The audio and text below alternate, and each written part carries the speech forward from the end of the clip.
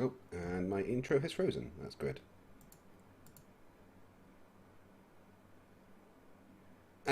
Technical glitch. 1 second. There we go.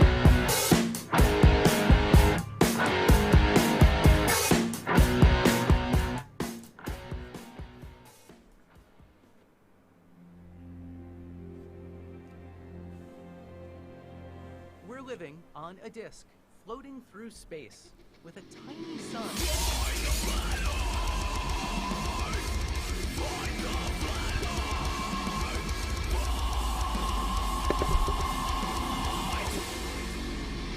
Hey, I'm FTFE and welcome back to the channel that does to stupidity what drowning someone does, kills it basically. I couldn't think of an intro, so I'm just going to say that I murder stupidity in front of you all live for your entertainment.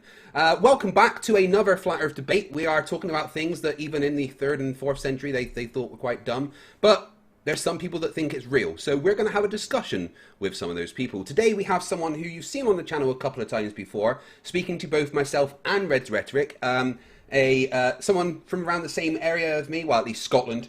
He is known as Breaking Down the Wall of Lies. Break, you can unmute yourself and say hello. Hello, how is everyone? We're doing well. Thank you very much for coming to the show. Do you just want to introduce yourself quickly, let everyone know who you are and what it is you think about the shape of the Earth? Yeah, first of all, I'd like to say Craig said he comes for your entertainment. I'm here for the truth. I want to get down to the nitty-gritty and see what you guys, why you think you live in a flying spinning ball that's hurtling through space at phenomenal speeds and we don't feel rotation. We can see too far on the Earth, which means that it's not a ball. Yeah, that's why I'm here. I'm here to argue on the behalf of the truth and nothing short of that. Excellent. So you think that the Earth, is flat, right? That is your claim, that the Earth is flat and not rotating. I don't think it's flat. I know it's flat because I've done my own observation. And there should have been like curvature there, and there's none, you know. So, and there's hundreds of observations exactly the same. That they have done the observations over hundreds of miles, and they do not see any curvature at all. They gave us the curvature, the radius. They've gave us the radius. They've gave us the circumference. So it's simple trig. I know you guys love mathematics. So, you know, 8 inches per mile squared. So do the maths, do the observations. Every observation shows no curvature. And cool. When you've got NASA showing every image, and the reason I'm here is about Rob Simmons' recent statement of the Earth being a ball. You can only see the Earth as a ball with a black background at 1,000,000 miles away. So you just busted 70 years of your guys' iconic images from the moon, from your satellites, from everywhere that is less than 1,000,000 miles, because you shouldn't be able to see the Earth with a black background. Now, don't argue with me.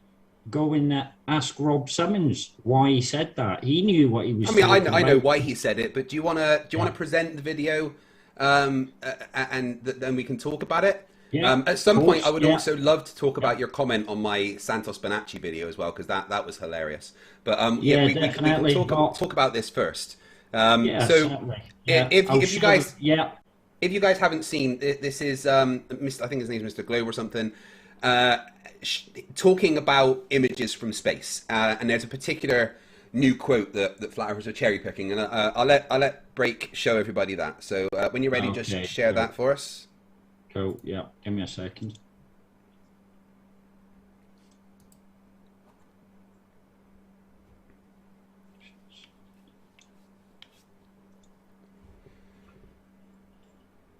Okay, let me minimize this. Until you get to about we're getting that weird sound again. The Earth is this perfect disk against It's like crackly again. miles away. Until you Hold on. until you get to about 1,000,000 miles away. It's coming through really, really crackly. Perfect disk. Let me quickly grab it from your channel, because I did see it on your channel. Yeah, if you go to, it's near the end though. Let me just see if I put the sound down, Craig, let's see if the crackle disappears. Hold on, I'll try it again. Until you get to about 1,000,000 miles away, that you see the Earth. No, I don't know why it's doing that. Black sky. Okay, right. Okay. Right, here we go. Let me just grab this.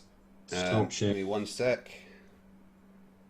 Right, bear me 1 second. I'm quickly going to download the video, and then I'll play it for you on this side. It worked. It was weird. We actually tested the screen share beforehand, and it worked fine.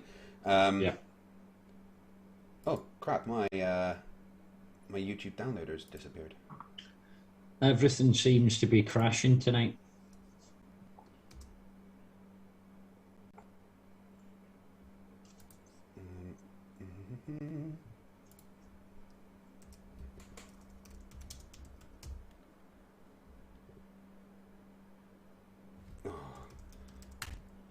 Sorry, my my YouTube downloader has literally just crashed. Internet problems. You should have went with Virgin. Are you with Virgin? No, I mean it's not an ISP thing. It's the app that I use to download stuff. Yeah, BT's went downhill. You need to grab Virgin. Oh God, I haven't been with BT for a long time. Yeah. I think I'm with Sky for my internet. Right, here we go. Sky? Oh dear, that's the fastest I could get up here in Scotland. Right, so here we go. Until you get to about 1,000,000 miles away. Let me just make sure that audio is going through for people. Right, yeah. So here we go. This is the video you're talking about. Until you get to about 1,000,000 miles away, that you see the Earth as this perfect disk against a black sky. Right. So is that all that you want played, or do you want more than that? Now, see if you go on, just let it play for a second. This is a short part, but it shows the images that went from 1,000,000 miles away. I'm just going to mute that from music, because I'll probably get copyrighted on that. Listen carefully. It's one statement absolutely absolutely 100% proves the majority of images from the whole Earth that have ever been shown to us have been completely faked or photoshopped, including the famous moon landing pictures of Earth. Anything else that you want to add to that? Yeah, just let it play and let people have a look at a couple of the images we're talking about, if you don't mind. Yeah, okay, I think I can. The Earth as this perfect disk against a black sky. Right. Don't want to get claimed for that music. Come on, finish what you were saying. It's not until you get to about 1,000,000 miles away that you see the Earth as this perfect disk against a black sky. So let's take a look at some of the images that are not 1,000,000 miles away then. Okay. Yeah.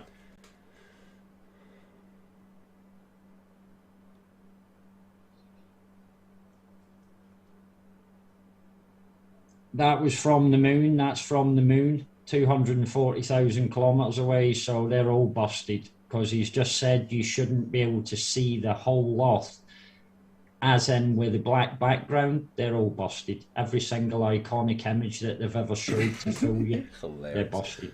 Yeah. Okay. The list is endless. Yeah, that's fine, Craig. You can stop there. Okay. Right, let me get you back on the screen so they can see you.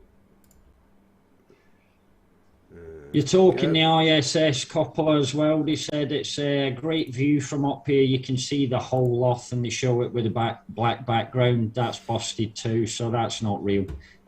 All your satellites are up there at 200 miles above the 2,000 miles, 30,000 miles. Some of your satellites. The GOES 16. You've got the Himawari. They're all busted. They're showing the Earth as a black background. They're all done. You're over. That's it. It's finished. I don't need to go any further. What's your answer for it? You're taking what he's saying completely out of context, basically. No, I'm taking it literally. Yeah, but I mean, you're taking that one sentence out of context compared to the rest of the things that he's saying. So, a lot of the time he's talking about field of view of cameras. A lot of time he's talking about the fact that the Earth's glow, black, is too much for you to be able to see the black space around it properly, and it's not until you're a million miles away that the glare of the light coming off of Earth isn't as strong, so you can actually see the black space properly behind it. There's a lot of things that he's talking about, but he's not saying that all the pictures of Earth as a circle less than a million miles are fake. For instance, let me show you a very simple view of something here. Let me get this up so you can see it. So I quickly made this in Paint. Get this up so everyone can see it. All right. So let's say that this is the Earth here, and these two triangles are satellites, right? They've both got the same angle of a field of view. But this one, because it can only see this much of the Earth because of its field of view, won't see the entire disk, although it will still appear as a disk. Whereas this one, which is a lot further away, will see the entire Earth, so up to these points here, until it literally is going away. So even though you would still see a black, a circle with black around it, at this point, you wouldn't be seeing the entire Earth, which is why sometimes continents seem bigger than they are, because the camera isn't far enough away to see any more than this part of the Earth. When you're further away, you get to see more of it. When they're using a fisheye lens, yeah. No, that's nothing to do with fisheye. Closer. Yeah. No, that's literally nothing to do with fisheye. That's irrelevant to what I'm talking about. This is just saying that if these cameras have the same field of view, based on how far away from the Earth they are, will change how much of the disk of the Earth, which you would see, is visible. It's kind of simple perspective, but also what he was talking about mainly is the glow that comes off of the Earth. When you're closer to Earth, like if this camera was closer, it would be getting a lot more light coming off of the Earth.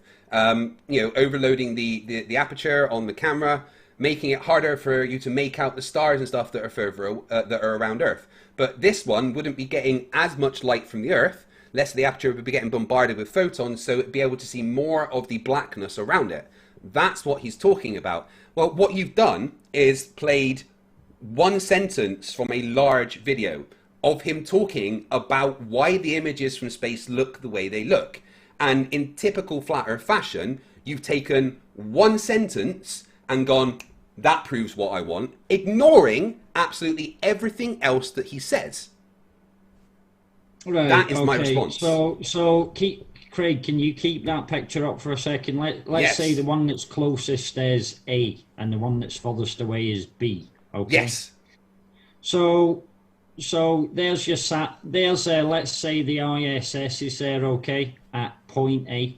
Let's say in between that is satellites, okay? The moon as well, because if you really wanted to get that to scale, a million miles away would be a hell of a lot further. Oh yeah, no. The scale on that is extremely off, obviously. Yeah, of course. Just for explanation purposes. So But I the mean, whole this is point- just the one whole- of the things that he's talking about as the reason. There's multiple reasons why it's not until you're, you know, that far away that you will see it clearly, the entire disk and the black space around it properly as it is, because that's the distance away that the camera can actually see everything properly. It's nothing to do with the, you know, everything before that was fake. It's just everything before that wouldn't be showing the entire Earth exactly as it is because you're too close to see it all. It's as simple as that. Yeah, so what I'm going to do now is I'm going to do it to scale so people can see, okay? You're going to do it to scale. Yeah, I'm going to show. Yeah, I'm going to do it to scale for them, okay? Approximately to scale, a bit different from that picture that you showed, because that was pretty good. But if you're taking that one as a million miles, so let's have a look at this. So we've got the million miles away out here. 2 seconds. I'll put this up on the screen. I mean, I could actually make this to scale in After Effects. Yeah, you can do that, but the truth of I'm it gonna is do we that. don't even need to show that. You know what I mean? So, just as you're doing that, that entire conference that he's talking about, does he talk about pictures from the moon? Say again. That video that you've cherry picked during that talk, what else does he talk about? Does he talk about pictures from the moon? Well, I was going to watch it all, but Wait, hold on. You haven't even watched it all. I didn't need to. That's all I Oh, needed. right. The epitome of cherry picking. I've heard what I want. I don't need to hear anything else. Well, when you hear the truth, right? So Well, when we've you got hear what here you then- think is the truth because you haven't listened to the entire thing in context, it's not really the truth, is it? So well, let me just point this out. So you got the authors, the big bowl here that you say it is. You've got in here, you've got the, hold on, I'm going the wrong way here. Bit of lag on the screen. You've got the ISS, you've got the satellites, and the next bit, It's you've definitely not got to the scale. moon. Yeah, hold on, you've got the moon there. Okay, so all them images can't see the whole of the Earth. It's only when you get to a million miles away. Yeah, so did you listen to anything I said? Yeah, but Right. but the point But of it you're is, taking what he says out of context because you're Yeah, not listening it's to not everything out of else he context, says. it's It is exactly because he in literally goes on to explain that. I mean, literally in the next sentence in that video, he goes on to explain that due to the fact that if you're closer, the Earth is too bright for you to be able to see the disk completely. The edges will be too fuzzy because of the glare hitting the aperture of the camera. You won't be able to see the stars properly. And then the closer and closer you get, those problems get exemplified. And then you start coming into field of view issues, right? You are literally cherry-picked one sentence and ignored the very next sentence where he explains what he was saying. I mean, you can't do that and go, victory. He didn't need to go any further than explaining one thing. The only time you can see the Earth as a disk, full disk with a black background, is a million miles away. It busts every iconic image that's ever been used. Again, you didn't listen to what I said, did you? You need to listen to the entire thing, the context around what he was saying, because he goes on to explain why when you can only see it at that distance. He goes on to explain that every picture before that isn't fake, and you're still seeing the whole Earth, but you're not going to be able to see it crystal clear as that disk until you're that far away because of the amount of light that's coming in and because of the field of view of cameras and things like that. He, at no point, said that everything ever before that was fake. In fact, during that same talk, he talks extensively about pictures from the moon and why the moon, the Earth appears different sizes from different pictures. He also talks about pictures from the ISS. He talks about the 2012 blue marble versus the 1972 blue marble. So one of the main things that you've done here, Break, and this is very important because it's one thing that flat earthers do quite a lot, is you've committed the fallacy of stolen concept, okay? That guy that you have cherry-picked from does not hold the position that you do. You have taken something that he said out of context to refute his own argument. That is called the fallacy of stolen concept and is not something that would hold up in any logical position. Do you understand that? Okay, so I'll go on to further prove that exactly what he said he meant literally, okay? So we got the iconic image of the 1972 blue marble that was taken on one of the Apollo missions. It was let me just get that up, one sec. Let me get that up, one second. Hilarious. Do you know what type of camera that was taken with? I think you named it in the last it was a Hasselblad camera, and I think it had a 50mm lens on it. I think it was taken by Eugene Cernan. So you've got that. Yeah, hold on. So you got that iconic image there that was a one-picture snapshot from the moon. Yep. One of the Apollo missions, Hasselblad. Then, for some reason, it takes another. Let's have a look at the dates here. 2002, they needed to take 4 months of data going round the Earth, 4 months to actually create a flat map of data that then they stitched onto a bowl, the famous blue marble that's the Rob Simmons one. Yeah, the 2012 one. Yeah. 2007 it came out on the iPhone.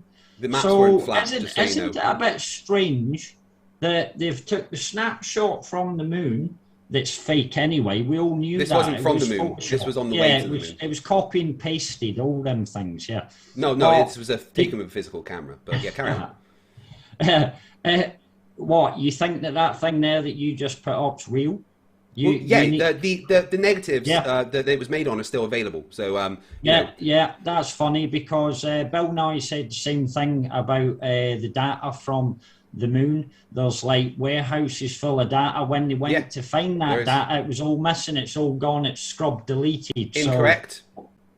No, that's true. No, you're cherry picking out of context. What happened there was that's true. The video there where they went to. Let me explain, because this is another thing that flat earthers always get wrong.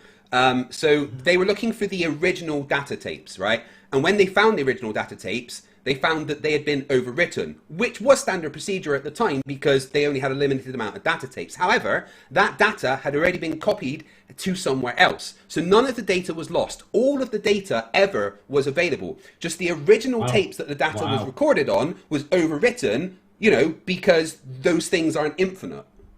That's funny because when they went to NASA headquarters, the chief guy there, he had no idea where the data was and couldn't locate it. He had no clue. Well, you're arguing against NASA guy, not me. No, I'm not, because I've watched the video that you're talking about, and he said, we didn't know where specifically they were in the warehouse. And when we went to go and find them, and we did locate them, what we then found was that they'd been overwritten. However, and then in that the next sentence in that is, we transmitted the data to Texas and Australia, and he lists a whole bunch of places where the data was backed up. So again, you are taking a literal one sentence out of an entire massive thing out of context to try and prove your claim. Fallacy of stolen concept and cherry picking. Okay, another thing as well is, am I correct in saying we can move off that, right? So every image, just to point out for the viewers, every iconic image over the past 70 years that has been used to fool the masses, Rob Simmons busted in one simple sentence. Incorrect. Goodbye. I mean the blue marble, literally incorrect.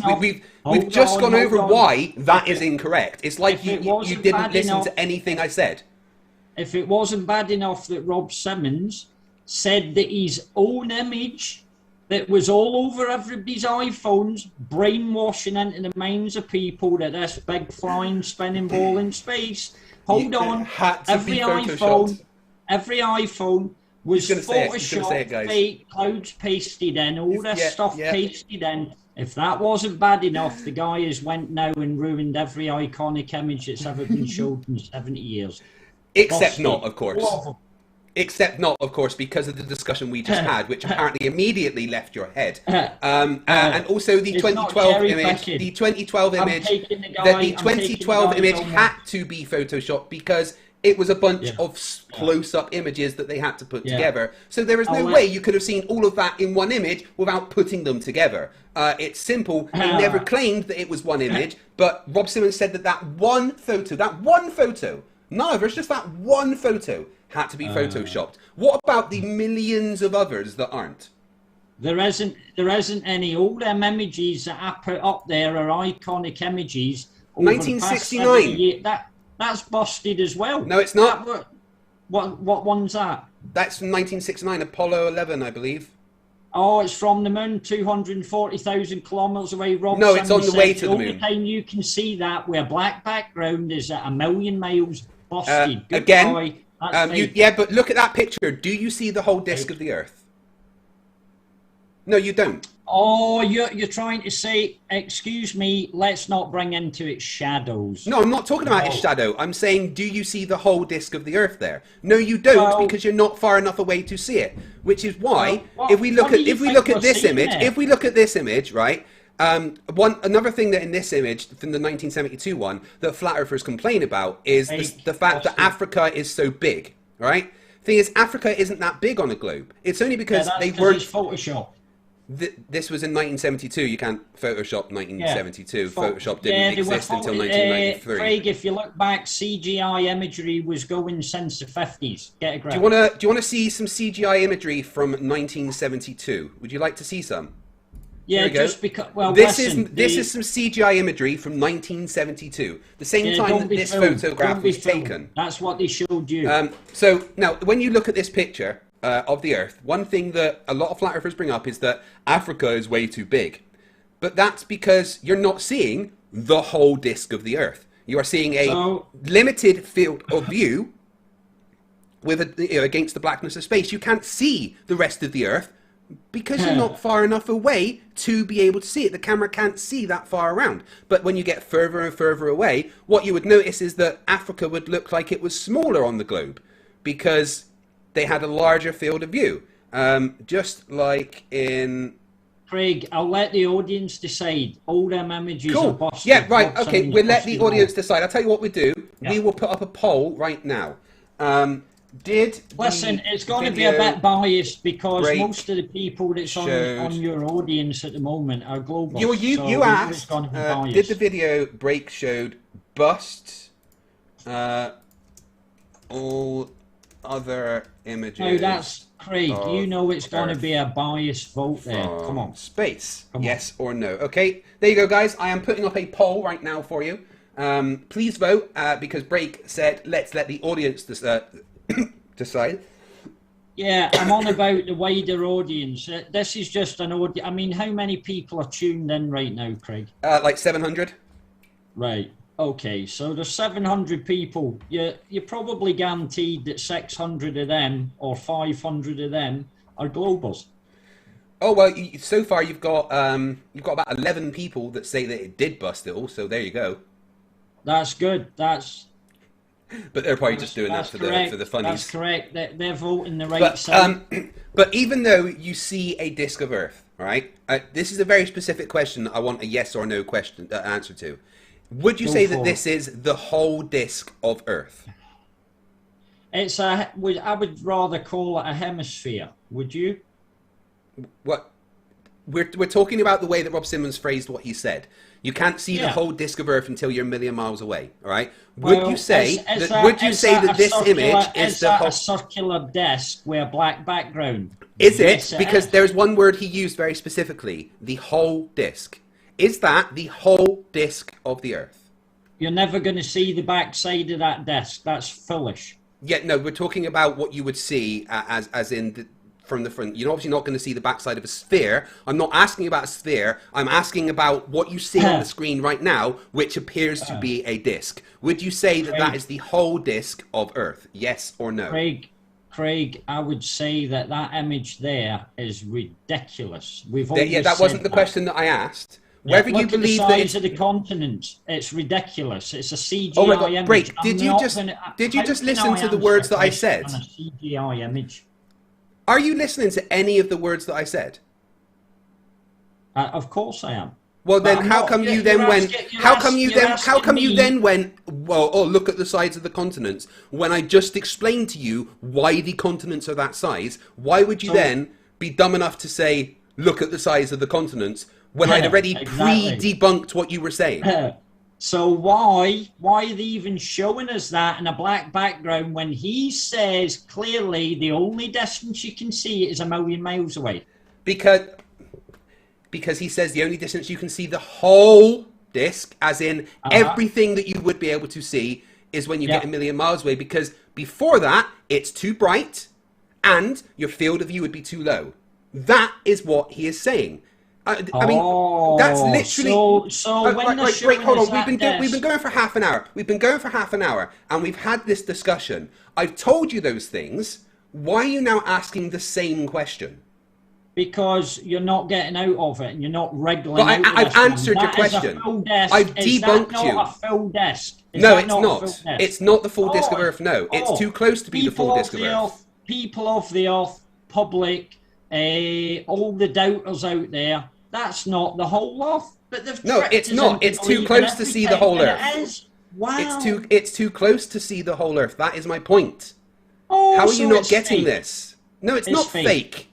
Look, course it right. is. Look at this. Look at this image, right? This is the same globe, right? Taken with the same camera. Please explain to me why Africa is bigger in one than the other. Craig, they're going to put you in a numpty clip with that one. It's not really the whole Earth. Can you answer my question? Why in this photo that I'm showing right now is Africa bigger in one than the other when they are the same globe taken with the same camera? I'll let you explain. No, I'm asking you. No, I'll let you explain. It's your image. Go ahead. I've already explained when I was explaining to you why that's not the whole disk of Earth. So I've already explained it to you. I'm wondering if you can apply the knowledge that I have given you to the image in front of you. So it's just camera trickery, Craig. Again, camera trickery. Yes? Camera trickery. So has Africa grown in size? Yes or no? The left image looks gigantic compared to the right. Yeah, but they're the same globe with the same camera. So Wow. did Africa grow, or is it just the camera being at different distances away? Well, that's why people are asking the question. What actually? Because they don't size understand is it? cameras. What Is does that it why look they're... like? Because if every time they're just showing us this image of the Earth and the continents change size, which people have said and it's been denied. No, the continents are the same. It's the full Earth. Yeah, the continents don't change size. The continents are the same size. What changes is your field of view, we know that. and the amount of the continent that is filling the Earth based on your field of view changes. The size of the continents never... Honestly, this is like having a conversation with a goldfish. Craig, listen, you're not wriggling out of this one. Every image. I mean, I'm not wriggling out of less than anything. I've 1,000,000 already answered your it question. shows that big circular disc that's meant to be the whole Earth, less than 1,000,000 miles away. Yes, you can't see Done. the whole disk of the Earth. You're not seeing the whole face of the sphere. You're not seeing 50% of the sphere because you are too close. We can move on. We can move on because I've got another point I want to get you on. Oh, you've got another point you want to get me on. Well, okay, let's go from my point next first. So Careful I recently did a video about Santos Bonacci, Eric Dubé's little love boy. Disgusting language. I explained in the video how the language that I said came from Santos Bonacci. That wasn't what I was saying. That was me reading. Children, you said children gather round. Will you let me finish? Will you let me finish? Right. Go on. I was reading the emails that Santos Bonacci sent me while sending me death threats. Right. And I was doing a bit. I was making fun. Already at that point, I'd already swore, and it was already not for kids. And at that point, I was doing a joke where I said, "Gather round, children, listen to the story," because I was pretending it was a story time. It clearly wasn't for children. So why did you do a comment saying that you'd reported it for being directed towards children and then called me a pervert? Do you want to explain that? Because that sort of, would you sit your own children down and talk to them like that? So you're Absolutely telling me not, no. did you make that over 18? you can't make things over 18. You can select Yes, you 4 can. kids. Or, Yes, you no, can. No, no. What you can do is you can put an make age 4 kids or restriction on not. it. Yeah, Yeah, you can make put an 4 age kids or not. restriction on it. And none of my stuff is for kids. All right, I specifically select not for kids, and when I submit my rating, I specifically put in that there is bad language in my videos. So YouTube are aware of the content of my videos, and it was not directed at kids. It was clearly a joke, not directed towards children. Less than 0.01% of my audience are under 20 years of age, so no children watch my channel. So why would you call me a pervert? Because Craig put an age restriction on it. Children yeah, it's can not watch for it. kids. And do you think not that for the kids. language, hold on, do you think that the language that you used in there is fitting for a child to watch? Absolutely not. No, that's why my videos are not for children. So put an age restriction on they're it. set as not for kids. Same as Simon Dan's using penis and stuff like that, just casually saying it and then posting the shit up on his channel. He's another pervert. And how are we perverts? In what way are we perverts?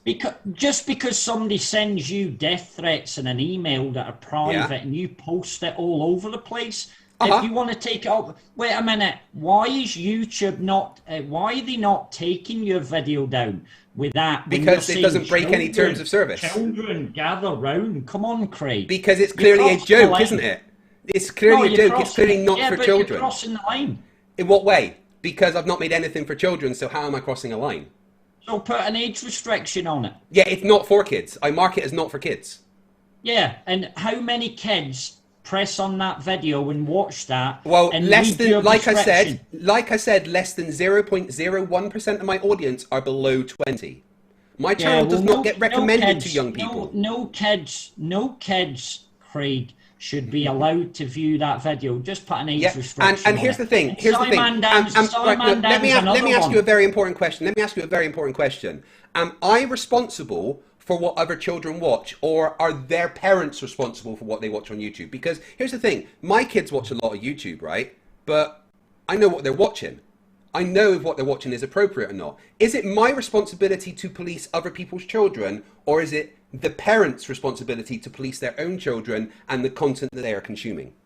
It's your responsibility first and foremost for providing the content that you provide, okay? You want to tell which I don't provide to children. To gather round and then use obscene language no kids watch like that. That's wrong. That's wrong. Listen, you do realise it was a joke, right? You do realise it was a bit. It was a joke. It clearly was not for children. Yeah, but your language ain't a joke. It's disgusting. It wasn't my language. It wasn't my language. Yeah. It was Santos Famachi's language. So I'm not going to argue about it. Don't let children see it. I'm not responsible for what other people's children do. Oh, right. Okay. So you can just do what you want freely, and it's. I can follow the YouTube terms of service. Absolutely. I am not responsible for other people's children doing what they do. It is not my responsibility to police other people's children. You know that you can go on anybody can go on the internet and go to www.pornhub.com, and it doesn't ask you if you're 18 or not. You can just go onto it. So it's not Pornhub's responsibility to make sure kids aren't looking at it. It's the parents' responsibility of those children to make sure that they are managing the content that their children are consuming appropriately. I am not responsible for what other people's kids watch. Well, now that as a content creator, Craig, you should be responsible. Put your hands up and just put I'm responsible for my audience and the content that I create. I do not create content for children. There you go. Yeah, I don't create content for children. Kids are going to watch that. But kids don't watch it. But kids don't watch it. Kids don't watch my channel. Craig, of course there might be some children happen across your channel. No, because I won't be recommended to children. That's the point. I have catered. I have specifically catered my content so that it will not be recommended to children. The majority of my audience, over 60% of my audience, are between the ages of 30 and 60. All right? There is less than 0.01% of people that watch my channel that are below the age of 20. And I can guarantee that that percentage is incredibly lower when you get to like the ages of 1 to 10. When I create my videos and upload, there is an option you have to click. Is this content for children? Yes or no? I click no. And then I tell YouTube that there is obscene language in my videos. I let them know in advance. I submit my own rating. So YouTube are more than aware of what is on my channel and will therefore give that to the correct people. They will not recommend my channel or my videos to children because they are not created for children. They are not catered for children. They're not curated for children. No children watch my channel, and me doing a joke where I pretend to do a Mr. Rogers bit and say, gather round children, because I thought it would be funny and ironic to then read the email that Santos Bonacci sent me, does not make me a pervert, you absolute fucking moron. That's okay, you can say that. Let me ask you another question then. So if your kids happen across a video with the language that was used in your video, would you be happy with your kids watching that pile of shit that you... No, I would say to my kids, please don't watch that channel again, and I'd make sure it was on the ban list. Well, listen, this is straight for the horse's mouth. Kids, please don't watch Craig's channel again. No, yeah, absolutely. Please don't watch my channel. My channel is not for children. Yeah. Children, please do not watch my channel. Entertainment and that sort of disgusting language is not for children. Yeah. Absolutely, you're right. My channel is not for children, 100%. It never has been. So I honestly don't see what your problem is, and I do not think you even understand what the word pervert means. Yeah, I do, because you're a pervert. Yeah, listen, you're a pervert of the truth as well, because you tell packs of lies every day. That's not what the word pervert means. Yeah, it does. Anything that is out of the straight and narrow from the truth is a pervert, okay? So you're just a pervert of the truth. So you're just changing meaning of words. Cool, no worries. Yeah, no, it's okay. Go and listen, I know you're Scottish, but you got to learn the English language a bit better. I'm not... Dude, listen to my accent. Do you really think I am Scottish? I think you're Zimbabwean, actually. So I do live in Scotland, but I'm clearly not Scottish. Zimbabwe? Are you going to tell me you're from Zimbabwe now? No, my family is a mix of English and of Scottish and Welsh. I was raised in England, and I now live in Scotland, so I am British. But I don't think anybody can listen to me and go, "That dude's Scottish." Break, you're Scottish. How can you listen to me and call me Scottish? You sound Scottish to me. Okay, sorry. Let's listen. The fuck did you just say? There is not a single Scottish person that thinks that I sound Scottish. Oh my god. Okay, never mind. I just got told by a Scottish person that I sound Scottish. I've been here too long, fuck's sake. Well, right, so you obviously have. Can we move on? Yeah, sure. Now I've embarrassed you by showing your stupidity to everybody. Please. I think I made my point. And you made my point for me. Should we just have a look at the poll before we move on to the next point, so we can finish the first point that we had? I put up the poll: did the video break showed bust all other images of Earth from space? 343 people voted. 89% said no. 11% said yes. So that equates to about 31 people said yes. Highly biased. So, yeah, highly biased. We knew well, you're the one that asked. You're the one that asked what the audience said. So yeah, the audience disagree with you. Well, for the wider audience that is going to see this over a period of months, if it's kept up, I'll put a poll on my community page that I can leave up, and everyone can go and vote on it if you like. Okay. It's up to you. Okay. Well, at the end of the day, I'm a dumb flat earther, and I don't understand science. You know? Right. So, anyway, Break, what was your next point? Yeah, the fact of rotation. Rotation. Rotation of the Earth. Yeah, well, that's 1,000 miles per hour spinning. Yeah, the equator. That's sorry. Wait. Did you say 1,000 miles an hour spinning? Yeah, spinning. Yeah. You do know you can't spin. So, do you have a car, Break?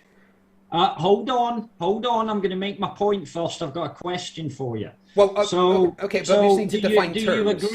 Do you agree that they say, all the scientists, these nerds, these cuckoos, nerds, that want to brainwash everyone, So do you agree that they say that the Earth spins east to west at 1,000 miles per hour at the equator? No, it does not spin 1,000 miles an hour. It has a linear velocity of 1,000 miles an hour. It spins east to west at 15 degrees per hour. Right, that's just confusing it. Is the spin of the Earth, so it does a full rotation, 29,000 miles circumference approximately. Yeah. So it does a full rotation in a day, which makes the speed over 1,000 miles per hour at the linear equator. velocity, yes. The linear velocity at the Yeah. equator, the linear velocity of the ground at the equator is approximately Yeah. 1,012 miles per hour. Quick question for you, Break. No, What is I'm the not what is finished the my linear point. velocity? Hold on. All right, hold okay, on, okay. on. Yeah, let me finish my Oh, point. and also, Thanks. no, it rotates west to east. So, yeah, not east to west. West to east? East to west? No, it rotates west Okay. to east. So. Okay. So on a roundabout, you get thrown off at about 15 miles per hour. Okay. Would I be correct in saying that the only reason they say that we don't get thrown off and we don't feel the movement is 1G? Yeah. It's hilarious. Yeah, it's funny. No wonder you're laughing. 1G, and we don't feel the rotation at 1,000 miles per hour at the equator,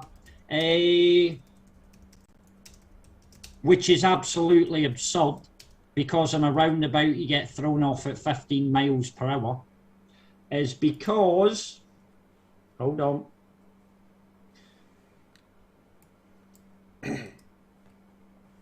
Lost my point there. This is going to be fantastic. Yeah, hold on.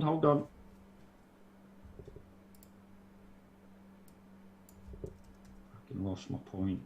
Sorry about this, guys. That's okay. Yeah, it's because there's no deceleration or acceleration, correct? No, that is not the reason we don't get thrown off. No, that we don't feel the rotation. The reason we don't feel the rotation is that it's a constant 15 degrees per hour, correct? Yeah, so there's no acceleration, there's no deceleration. There is a net sum of zero acceleration. Okay, so if you go onto any video on a pilot training, the centrifuge, they go up to like 9 Gs and people are passing out like this. But here's the funny thing, right? So they hold them at 5 and 6 Gs. Okay. They don't accelerate, they don't decelerate. Do you think they're still feeling the acceleration or deceleration? No, they're not. Do you know what acceleration is? What do you mean, do I know what? Of course I know what acceleration is. You sit in a car, you go as fast as you can in your gears and it glues you to the seat. That's called acceleration, yeah. So hold on. How do you calculate acceleration? All you need to do is look at any centrifuge pilot training when they take them up to 5 and 6 Gs and hold them. Force. And hold them at the 6 Gs. They're still feeling it. We know acceleration or deceleration. That's exactly what would be happening on the globe. You would feel it's really not. So here's the thing. Here's why you're wrong. Centrifugal acceleration is why you're wrong. Okay. With the Earth rotating at 15 degrees per hour, there's a centrifugal acceleration that pushes you away from the center of the Earth. That's about 0.03% of the gravitational acceleration towards the ground. So it's about 0.004 meters per second squared, right? That sounds like refraction. There's nothing to do with refraction, fuck's sake. But it sounded like the same, yeah. 0.01 refraction, that's how you see light. No, it's nothing to do. Try and pay attention. So when you're in the astronaut training thing, what they're doing is they're spinning them a lot faster, a much faster rotational velocity, increasing the centrifugal acceleration that pushes them away from the center. The same as when you're on a roundabout that spins, relatively fast. That has a faster rotational velocity than the Earth, and therefore a higher centrifugal acceleration, pushing them away from the center of the roundabout. If the centrifuge was spinning, that has the astronauts in, was spinning at the same speed as Earth, i.e. 15 degrees per hour, they wouldn't feel anything. But because they're going round in a circle much faster, they're doing more than 15 degrees per hour, they're doing a lot more, that creates a much higher centrifugal acceleration, pushing them away from the center of the Earth, which is the G that they feel. That's nothing to do with feeling a constant motion backwards or forwards. That's an acceleration towards or away from the ground. When we are on Earth, We feel the acceleration of gravity towards the center of Earth all the time. That's weight. That's why when you step on a scale, it goes up, because there is an acceleration acting on us at all times. Yes, That's you can't just nut of physics. That is absolutely, listen, that's nothing whatsoever to do with standing on the outside of a bowl doing 1,000 miles per hour. It's ridiculous. It's absurd. It's been brainwashed into people's minds. And the centrifuge, go and look at pilot training on the centrifuge. Yeah, I just explained the 5Gs. They hold the 5Gs. They don't accelerate. They don't decelerate. They can hold 9Gs. The people are passing out. It would kill you. You cannot stand on the outside of a bowl. It's ridiculous. It's mentally defective. Again, what they're feeling is centrifugal acceleration. And to calculate the centrifugal acceleration, you have to take into account the rotational velocity, not the tangential velocity. That is not the important part. That is not taken into the equation. They would still be feeding that whether they were closer or further away. It's the speed going around in a circle that matters, that creates the centrifugal acceleration away from the Earth. Like, right, one sec. Let me, like, for instance, I'm going to give you the maths. Craig, listen, see all them mathematics that you come out with and all that physics stuff. Yeah, it's how you calculate these things. How do you think the engineers that made that actual reality? Yeah, and how do you think? No, wait, let me ask you a question, Brake. How do you think the engineers that made that apparatus for astronaut training calculated the forces involved? Do you think they would have used the magic maths that I use?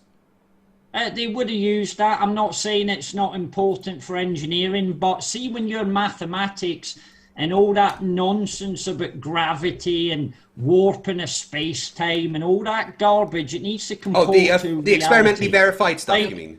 Like, see that background where you've got the sun in the middle and the planets spinning round? It's CGI, that's clearly not real. It's not reality. Yeah, I know. I made that. I made that myself. No, well, listen, they made it before you did. Yeah, I know this is CGI because, you know, the solar system isn't on that plane and it doesn't have a reflection quite clearly. I just made that to practice my CGI skills. But all right, let's just do a little bit of maths. Craig, would you agree? Hold on. We're gonna go through the maths together. All right, we're gonna do a little bit of maths together. So you see, this is ridiculous. It needs to comport to reality. It does comport to reality. Okay. So let's say we've got this. This is a roundabout. Okay. We've got here this is a roundabout, and we've got here that's the Earth. Okay. This is rotating at 15 degrees per hour, degrees right? Don't matter. It does. 50, that's how you calculate this, right? 15 degrees per hour. Yeah. This is rotating at, I don't know, it's got a tangential velocity of like 15 miles per hour. So I'd say it's rotating. And it flings you clean off it, yeah. So let's say it's doing 3,000 degrees per hour, right? Right? 3,000 degrees per hour compared to the 15 degrees per hour of that one. Which of these two? To do with it doesn't take. It is. Right. Which of these two would have the higher centrifugal acceleration? The Earth rotating at 15 degrees per hour, or the little roundabout rotating at 3,000 degrees per hour? Which of these is going to have a higher centrifugal acceleration? Okay. This one is going to have a centrifugal. Wait, hold on. This one's going to have a centrifugal acceleration of 0.03 meters per second squared. Right. That's the centrifugal acceleration for Earth at the equator. On this little roundabout, right, it's going to be, quick bit of math, sorry. Let's say it's going to be about 8.9 meters per second squared.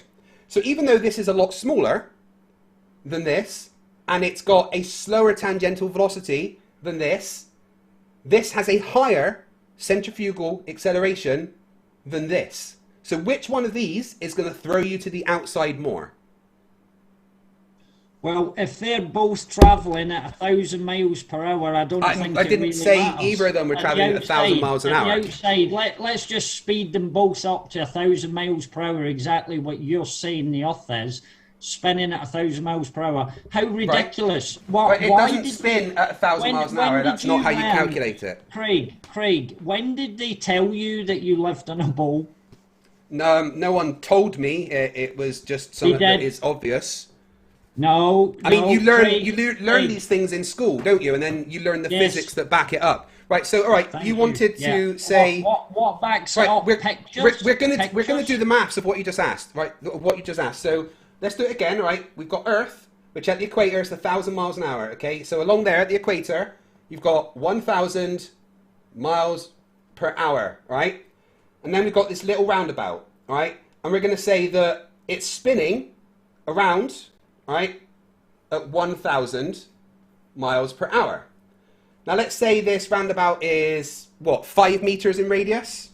I don't care. Just make it all go 1,000 miles. Yeah, per hour. we have, right? We've got the Earth rotating west to east at 1,000 miles an hour.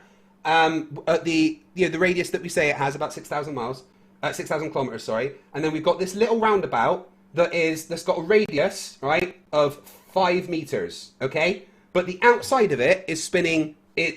Has got a tangential velocity of 1,000 miles an hour. Now, so let's say that's 1,000. It's still going to be. They're still going to be spinning at 1,000 miles per hour. You're not going to be. Well, no, you're not spinning. You've got a tangential velocity, right? So as we know, right. So here's the maths of what we've just done. You asked for both of these to be at 1,000 miles an hour.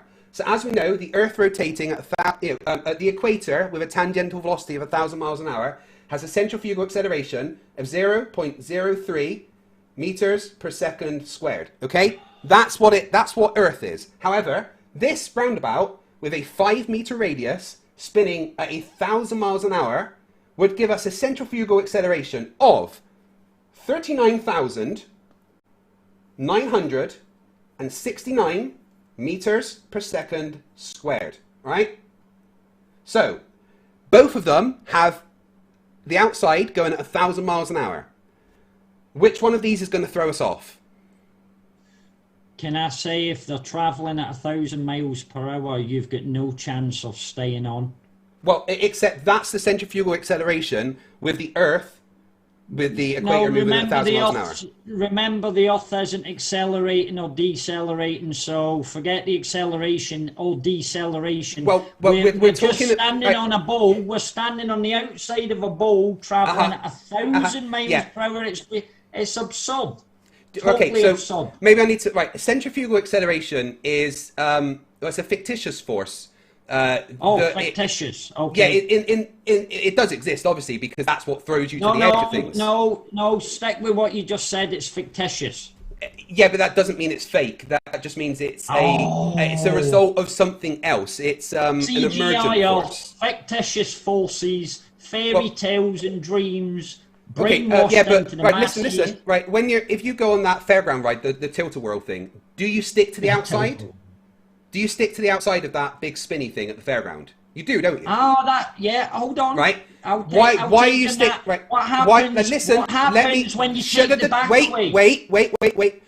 Why do you stick to the outside? What is causing you? What force is pushing you to the outside? Okay.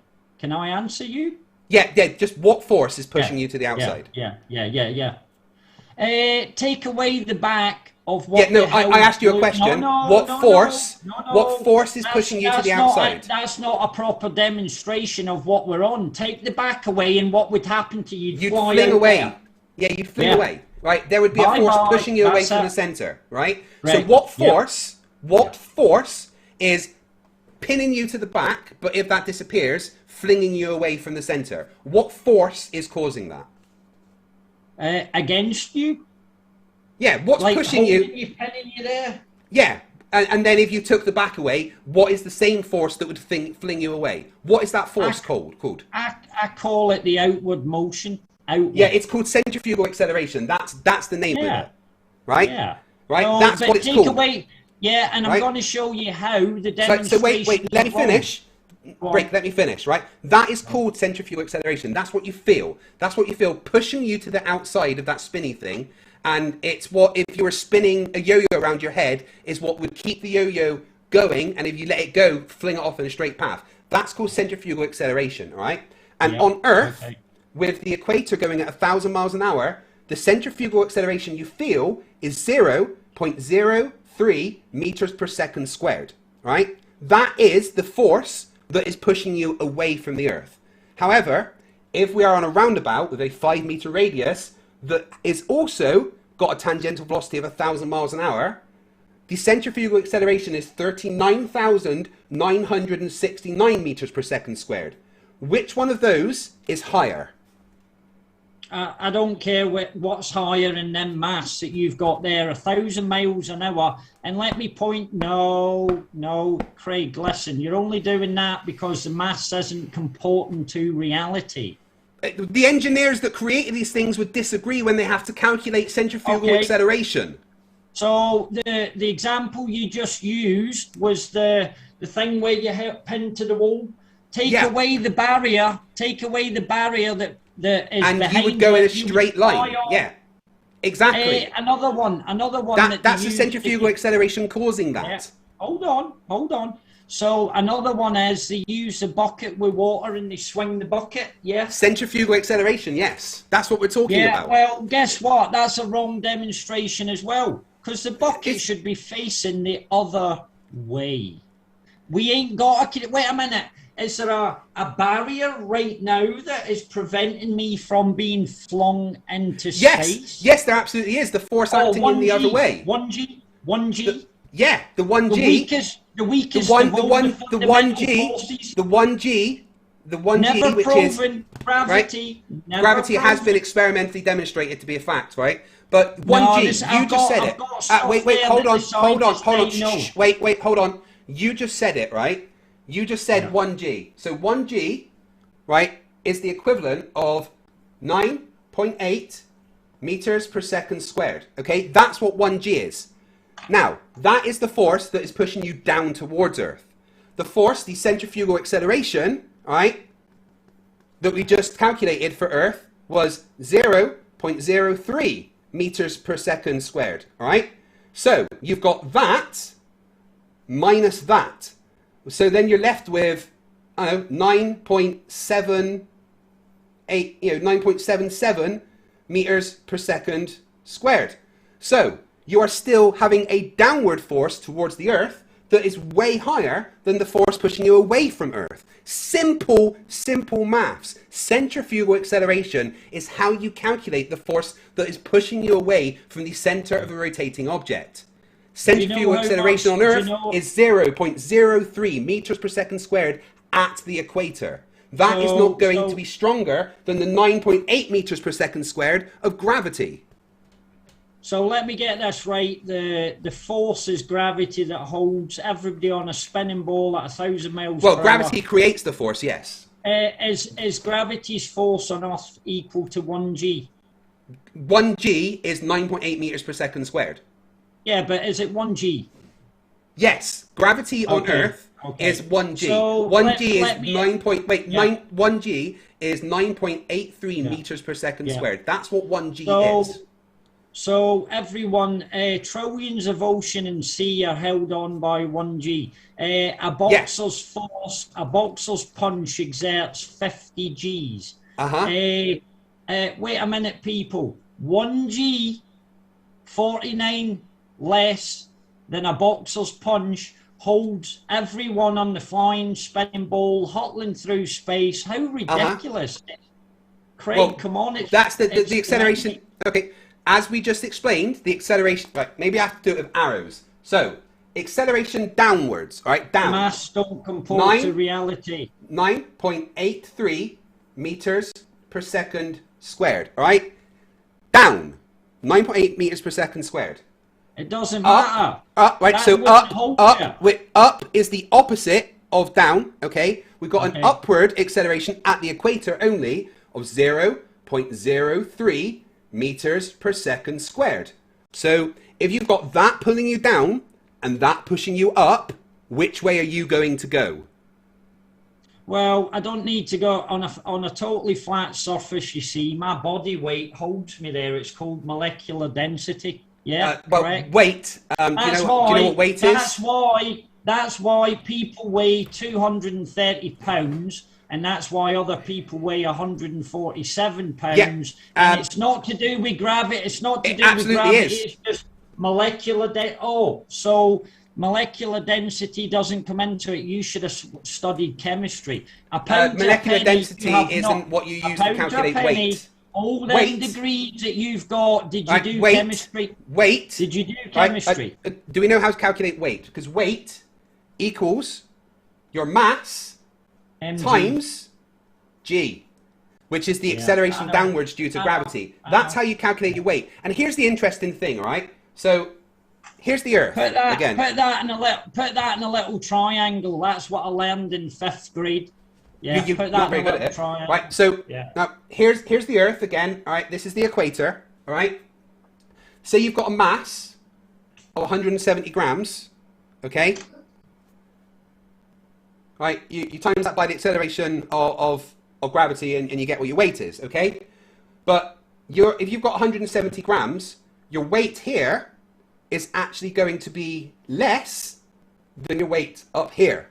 All right. So you would weigh less at this part of Earth than the equator, even though your mass wouldn't change. How does Flat Earth explain that? Craig, nothing that you have shown there mathematically explains how that human beings are traveling at 1,000 miles an hour on the equator and are not flung off. Centrifugal acceleration. The fact that the fact that 0.03 is less than 9.83 does explain it. Okay. Why is gravity? Do we have to do this? Why is gravity weaker than the 2 nuclear forces and weaker than magnetism? Yet because it's a pretty weak force. It's a pretty weak force, and it holds comparatively. People on a spin. Craig, listen. When did they teach you lived on a ball? Well, it's just school teaches you physics, and that's part of physics. Craig, did you take chemistry? At high school, probably, yeah. No, so you've got no degrees in chemistry? No, physics and engineering. That's the problem. You should have took chemistry. I should have took chemistry, That is a problem. That is Engineers a major would problem. disagree with you. Because on the elemental chart, it's got all the elements with a molecular weight that doesn't require gravity for anything. Do you know what molecular weight is? Please tell me what molecular weight is. Yeah, it's the weight of a molecule in different materials. No, it's not. You know? Okay. Please tell me what molecular weight is. Pete, look, are you Googling? No, I'm responding to messages. Okay. What are they giving you helps? No, I'm just talking to the chat. I mean, I've done this so many times that I can communicate. What is molecular weight? I mean, So hold on a minute. Is steel heavier than helium? Is steel heavier than helium? What amount? Yeah. Put them in a bucket. Let's take a bucket what we would carry water in, just a standard bucket. Fill it with helium and fill it with steel. Is steel heavier? So what we talking? We're talking 170 grams of helium versus what? We're just talking fill the bucket till we can't get any more in it. Well, steel is obviously going to weigh more because the helium's buoyant force. Why did that take so long for you to answer? Are you dumb? Because you were asking what's heavier, steel or helium. Well, that's not really a question because you didn't give me any units.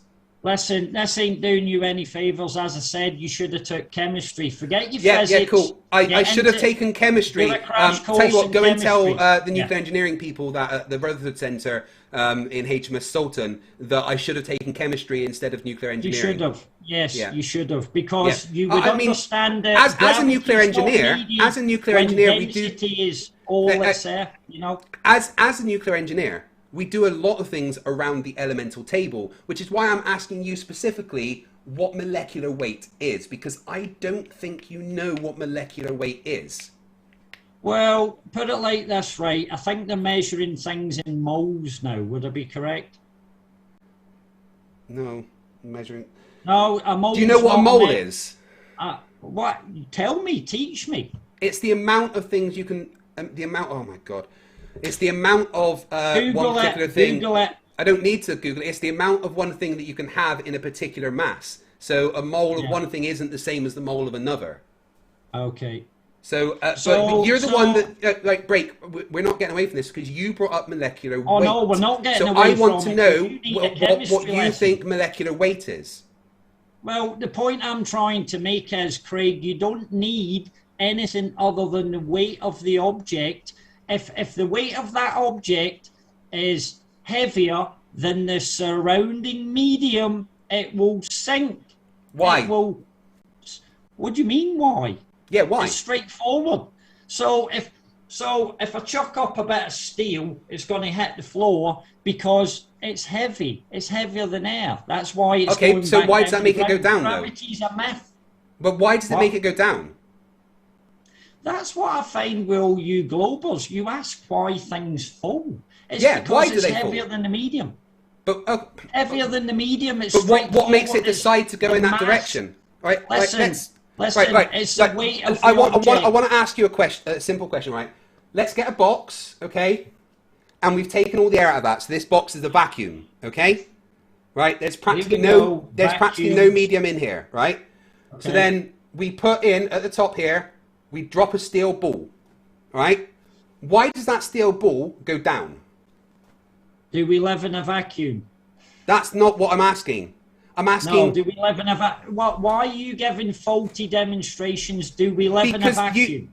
I am. It's not what I'm asking. No, you said no. that it's to do with the weight and the medium, all right? So this is just taking that to the next step. Do we live in a vacuum? Yes, we do. We're just higher pressure down here. No, we don't live in a vacuum. I'm sorry, but the universe is a practical vacuum. So, you know, we do live in a practical vacuum. Is it an enclosed system? The universe is, yes. It's an isolated system. Is our Earth in an enclosed system? The Earth is a closed system. Yes, thank you. It's not an isolated system, though. Are me and you, hold on, are me and you in a vacuum right now? No. Right? But you So said... you said... Why are you trying to take me into a vacuum? Listen, you said, this was your words... Take me into a vacuum. Shush, listen. Your words were because something is heavier than air, it will fall and go down. All right? Okay, so let's take the air out of the equation. And why does things fall down then? All right? There's no air in here. All right? So why is this deciding to go down instead of that way or that way? What is making this ball go down? What is making it have that decision to go in that direction? Right, okay, let me ask. I'm going to try and answer that. Do me and you have the capabilities of building a vacuum that is, I don't know, 200 feet high, 300 feet high to test this out for ourselves?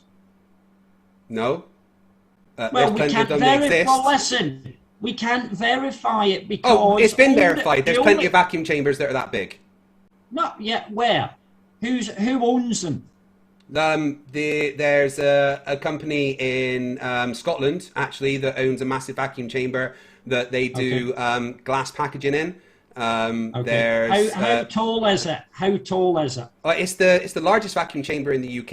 It's higher than like a single-story building. Is it like 200 feet? Is it like 300 feet? But the fact is, whatever size the vacuum chamber is, whether this is 5 centimeters or 500 meters, it doesn't matter. Everything goes down. What? So you're saying that? So you're saying that if we change the size of the vacuum chamber, this isn't going to go down?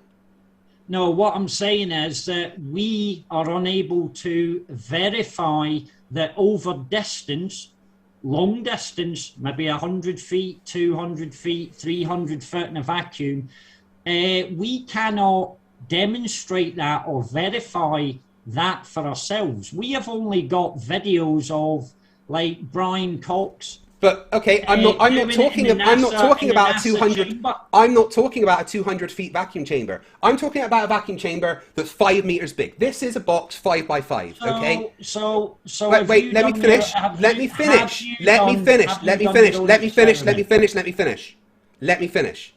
This is a box 5 meters by 5 meters. You have created a vacuum inside. You put a steel ball in the top. Why does this steel ball go towards the bottom? Answer the question. You try explaining it. I can explain it. I'm asking you, with your explanation of why things go down, why is this going down? Well, it's your explanation, it's your demonstration, you tell the audience.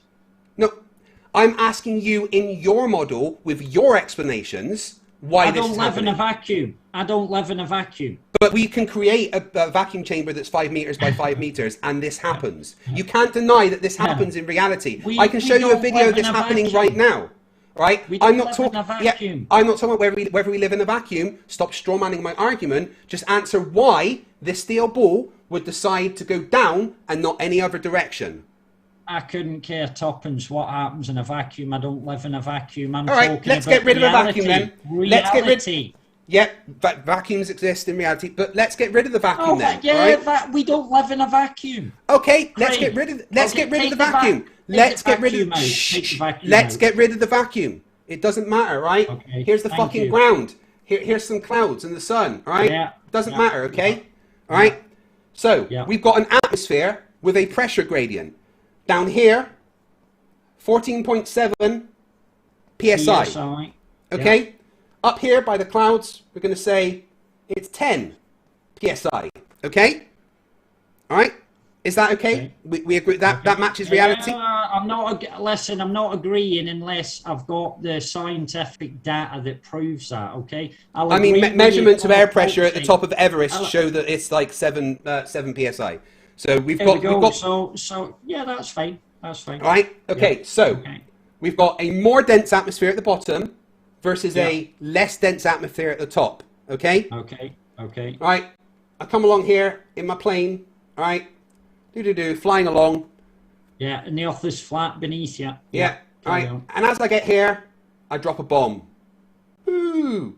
Why does that bomb go down? Because it is heavier than the surrounding medium. Straightforward. But the medium above it is even lighter. So why is it not going up instead of down? Because as we've just agreed, you agreed with this, that the medium above the aeroplane is less dense than the medium below it. So it's even less heavy above, right? It's the air is way less heavy up here than it is down here. So why is this bomb going down here and not up there to where it's less dense? What force is pushing it down? Well, unless you put energy into that bomb to make it go up, it will go down because it has to sink compared to the medium. It's sinking. Why does it have to sink compared to the medium? What is making it decide? Because there's nothing to support it. It's like, hold on, I'll explain. All right, so, it's quite simple. So why is it going down in the first place? What is making it have that decision to accelerate? Because the bomb isn't just falling, right? The bomb doesn't just start moving at 10 miles an hour and keep going at 10 miles an hour. Yeah. It starts at 0 miles per hour and then accelerates downwards at 9.8 meters per second squared, right? And that's an acceleration which requires a force. So what force is making this decide to accelerate in a downward direction? That's a straightforward one, Craig. It's the same as if you set an apple on a table, it will sit at rest. If you move the table, it will fall to the ground. Why? No, you're just saying it will do it. You're not saying why. I took the table away. Then what force made it accelerate? Look. I'm supporting the pen. Yeah, now, what force makes it accelerate when you let it go? It doesn't matter about acceleration, Craig. Yeah, it does, because it's accelerating. It's all about why it goes down. It doesn't just go down, it accelerates down. Why does it accelerate towards the ground? And has this been proven in, let me guess, a vacuum chamber? It's been proven everywhere. There is a downward acceleration. It's been proven everywhere, yeah, okay. No, I'll prove it right now. I'll prove it right now. Is this moving right now, yes or no? No. Right? When I let it go, does it move? Yes or no? Of course it does. Right? That is an acceleration. It's accelerated. No, it's just falling. It's just falling, Craig. No, it's accelerating. It went from not moving to moving. That's acceleration. What speed did it go? Well, it started at 0 miles an hour and then got faster and faster as it went down. Right? If I let it go here, right? I let it go here, it's not moving. Right? Then once I let it go, it'll get to here, it'll be going a little bit, right? But then by the time it gets to here, it's going even faster. There's been a change in velocity over a change in time, which is acceleration. Craig, it doesn't matter if you try and bring acceleration into it. Of course it matters, because acceleration requires a force. Why is it falling in the first place? Good question. Good. What is this? What is making it decide to go in a specific direction? Chemistry answers it all. It's called Chemistry doesn't answer because molecular density does not explain the direction something goes. What direction did your pen go? Did it float off east or west, or did it go straight down? No, it down? went in a specific direction down. And that's the point. It went That is the direction point. it could. That is the point. It went the only direction Why, instead of going left or right or up, did it decide to go down? Because you would need to put energy in it for it to go anywhere else. Why? Why? What do you mean? If something is at rest, you need to put energy in that to move it. Straightforward, yes? So what energy am I putting into this when it moves? When it accelerates towards the ground? You don't need to put energy in that because you've raised it above the medium. Well, what energy are you exerting right now to raise it Right up now, there? this has potential energy. Yeah, because it's above. It's above. When I let it go, what kind of energy does it have? I don't know, kinetic energy? Correct. Kinetic energy. All right? Yeah. But why? Like that's energy. That's describing the energy that's being applied. But why does it decide to go? Why does it decide to go in a specific direction? Energy doesn't explain that. Okay, so here's another one then. Holding the pen up, right? For me to make it move any other direction, I would need to exert more energy to make it move. Straightforward. That doesn't. Well, okay, so me. why does it need more energy to go that way rather than that way or that way?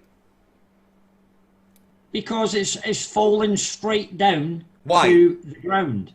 Just simply. What force is being? Ground. It's not falling though, as we just explained. It's accelerating. So what force is making that happen in that specific direction? Right, Craig. You don't need a force. You don't need a force. You do for acceleration. No, you don't. You only need something to hold but it and then let it go. Right. Do you agree that F equals ma? Yes or no? I'll agree with the science of some of the stuff. Carry on. So do you agree that force equals mass times acceleration? Yes or no? If you're saying it does, that's okay. Carry on. Right. Okay. That's what physics says. Force equals mass times acceleration, right? That's the important part, the acceleration. If you have acceleration, you need a force. When I let go of this, you do, because you can't have one without the other. They are intertwined. And when I let this go, it accelerates towards the ground, accelerates. So what force is causing that acceleration? You're overcomplicating it. No, I'm not. This is the most fucking simple equation in physics. Yeah, but the fact of it is we don't need anything more than to let go of this pen to make it fall. You're wanting to bring in... It's not falling though, Break. It's accelerating. You can't ignore the fact that it is accelerating. You have to explain where the force for the acceleration comes from. Listen, I know you're trying to drill this point home, Craig. Listen, it's very important. I mean, honestly, I should be charging you for a physics lesson. I should be charging you for... Break, I should be charging you for a physics lesson. Oh, I've got 666 people watching right now. I'm giving you a chemistry lesson. Yeah, chemistry It's cool. lesson. I mean, I did enough chemistry during my nuclear engineering degree and my high school and stuff, so it's cool. I know what I need to know about chemistry. Oh, so I know that molecular density and atomic weight make no difference in what the actual weight of something is when comparing the mass times the gravitational acceleration.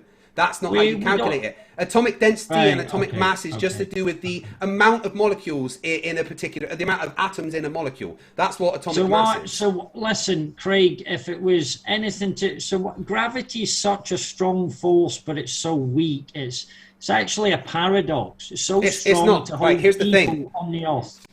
But hold on, it's so weak, the weakest of the four fundamental forces, and yet it's defied every day by a helium balloon that just rises straight up. Oh my God, no, that's part of gravity. That's called buoyancy. So, that's part of gravity. Yeah, buoyancy is oh my God. So, let's do gravity first, okay? Yes, comparatively, Craig, your gravity maths don't comport to reality, I'm afraid. It does. This has been experimentally observed as a fact, okay? So why is gravity... I don't care what you say is a fact, because they also say that the Earth is a flying, spinning ball that does not comport to reality. Well, either. it does comport to reality. Physics shows that it comports to reality, right? Now, gravity, which has been experimentally verified, and you asked the question, so let me answer it. You said, why is gravity so weak but so strong? Well, that's simple, because... It's a paradox. It's not a paradox. That's because of the universal law of gravitation, right? Fg, the force of gravity, equals... G, sorry, that's a little g there. G, the universal gravitational constant, times m1 times m2 over r squared, right? And this is important because lovely this means that the force of gravity is proportional to the mass of the two objects that are attracting each other, and inversely proportional to the distance between their centers. So, if you have, for instance, a pen and this whiteboard, they do have a force of gravitational attraction between them, right? That does exist. M1, M2, the distance between them. There is an attraction there, but because the masses of these things is so small, that means that the force of gravity is very, very small, right? The force created by gravity is small because the mass of this pen and the mass of this whiteboard are very small. But if you instead change M1 to be the mass of the Earth, which is a lot more than M2, this pen, right? That means that the force of attraction for M1 is going to pull M2 towards it with a force that is proportional to the two masses. The bigger the mass, the stronger the force, right? And inversely proportional to the distance between them, right? That is why gravity appears to be so weak and so strong, because it is proportional to the masses involved and inversely proportional to the distance between them.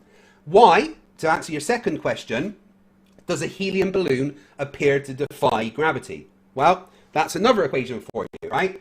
FB, the force of buoyancy, equals rho g v.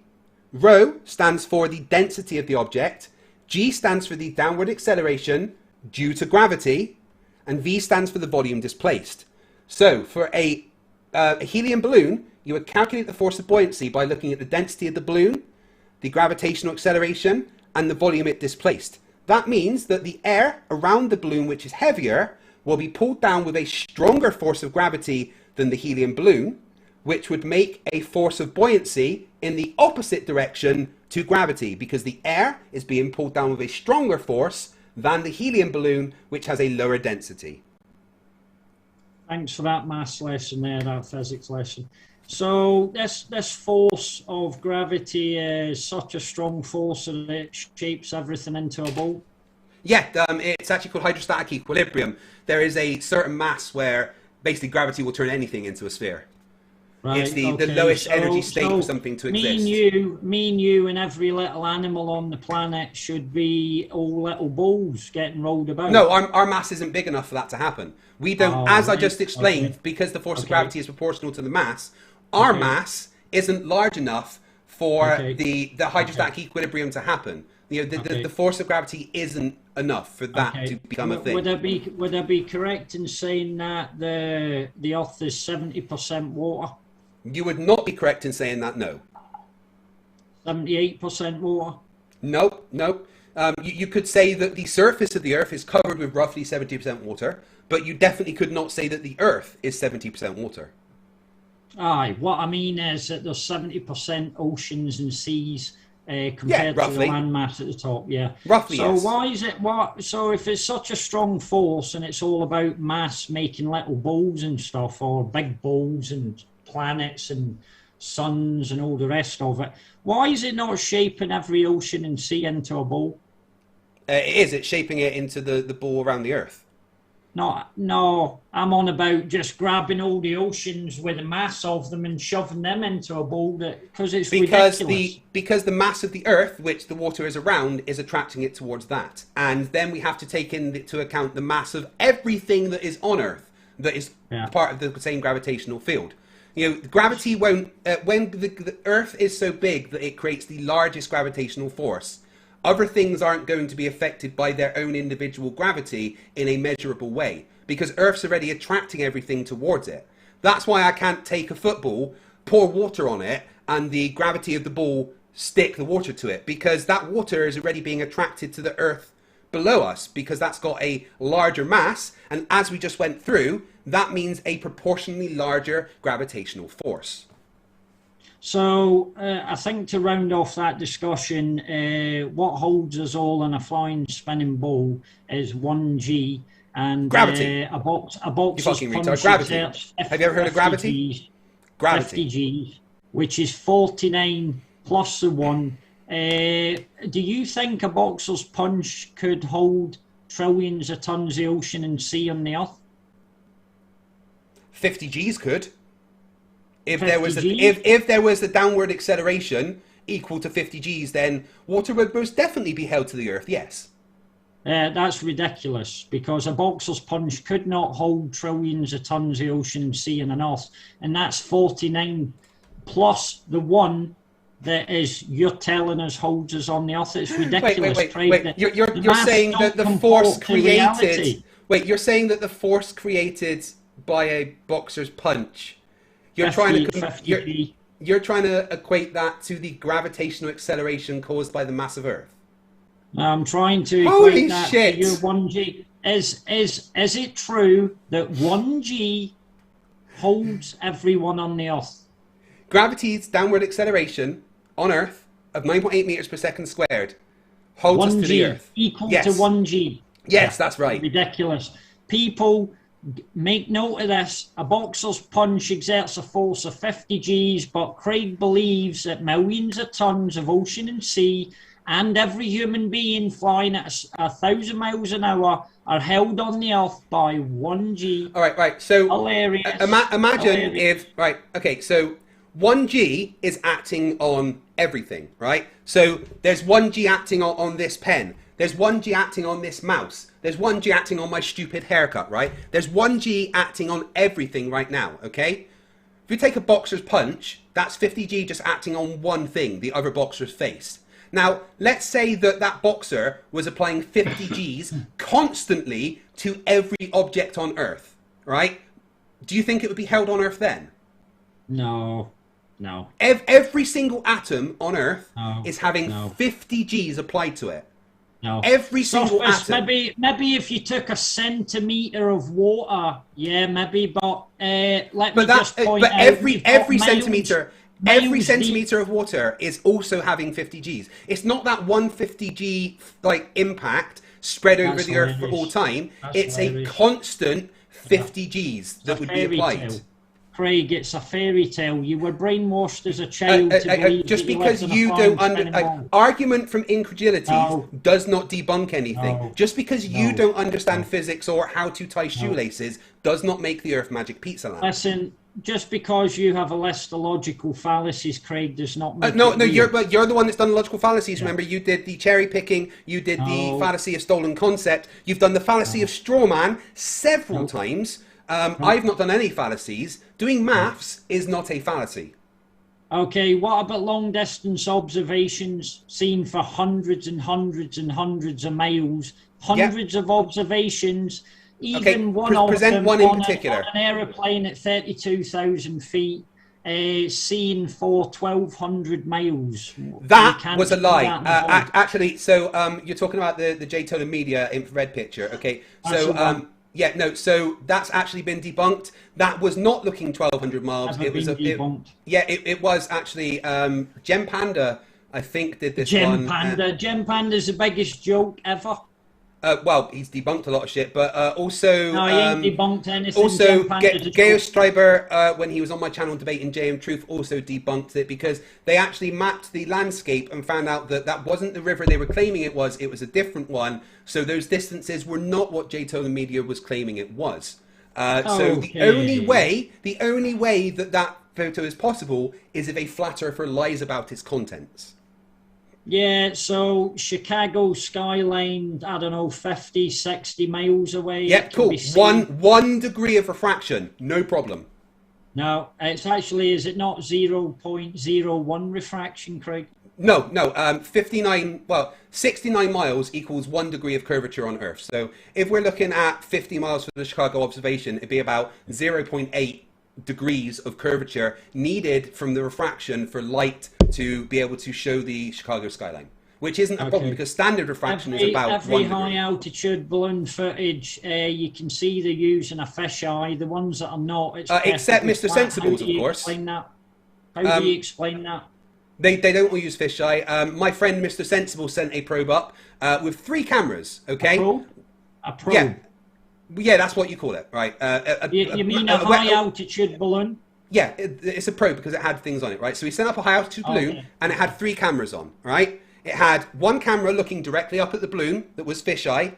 It had 1 camera for the wide angle lens, which was fisheye. Then it had 1 rectilinear lens with a low field of view that did not have fisheye. And he even put controls on it with straight lines on the camera lens to show that in between those 2 points, there was no distortion due to no lens distortion due to barrel distortion. So he sent it up, it went to 36,000, maybe 38,000 kilometers, and saw the curve of the Earth with the non-fisheye lens that matched the predictions of the globe Earth. What did you say, 36 what?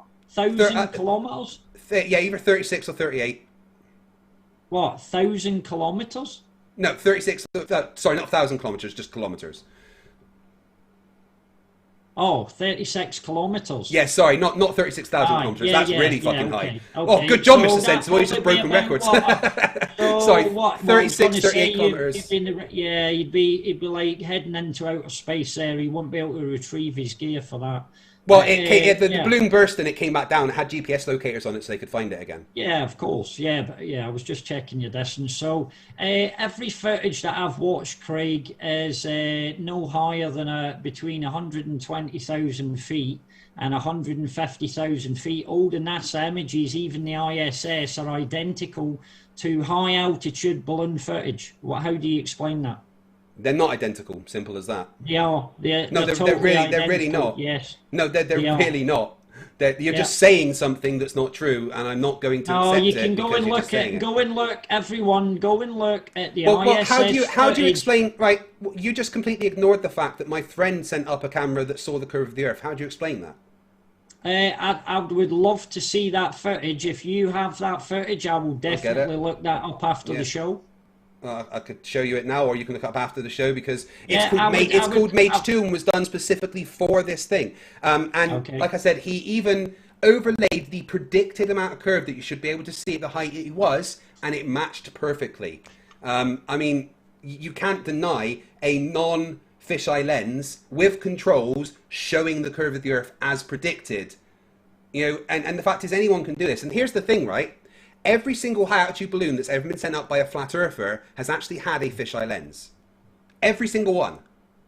All right? But Mr. Sensible specifically sent up one without a fisheye lens and saw the curve of the Earth.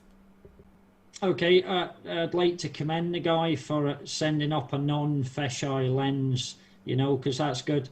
But I haven't seen the footage. I'd need to look at that footage and go over it. How long was his balloon up for, his probe? I think he's released a video of the entire flight from launch to landing. I think it was just over 2 hours, maybe 3.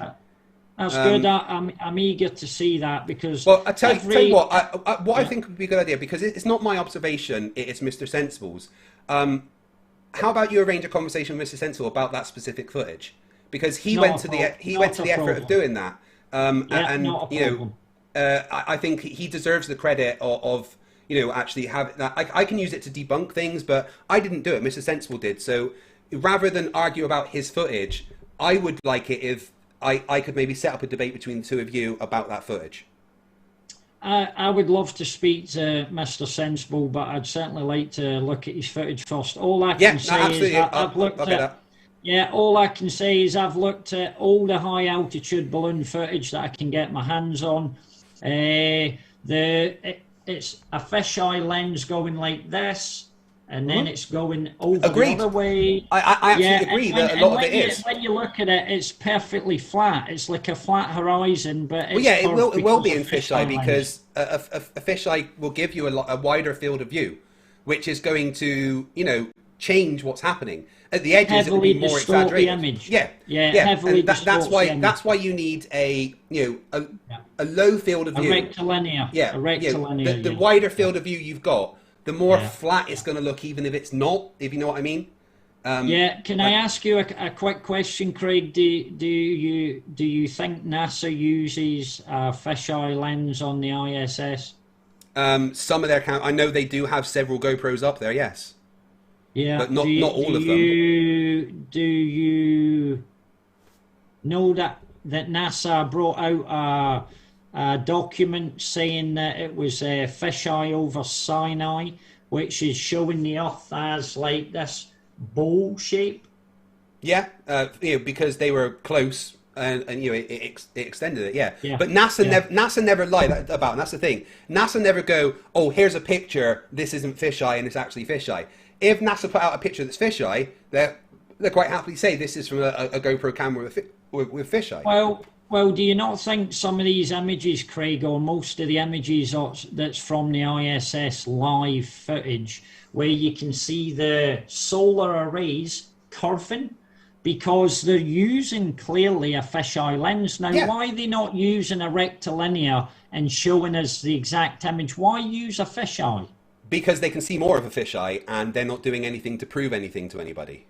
Well, I showed 3 images. 2 were fisheye, 1 was a rectilinear, and in actual fact, the rectilinear showed more of the image than when you showed it in the fisheye. Well, it depends on the field of view and how close, how zoomed in and stuff. There's a lot of, if you've got like a lens with a larger aperture, or with an 80mm lens compared to a 30mm lens, you're going to get more of the shot. It just depends on what type of camera's being used. It's not like they're putting up the same cameras and going, oh, look at these exactly the same cameras and getting different images. They've got different cameras for different reasons. I mean, most of the cameras they've got aren't to show us pretty pictures. They're to look at the outside of the space station in case there's any damage and they can assess it and stuff, And it makes sense to have something like a fisheye that could show more.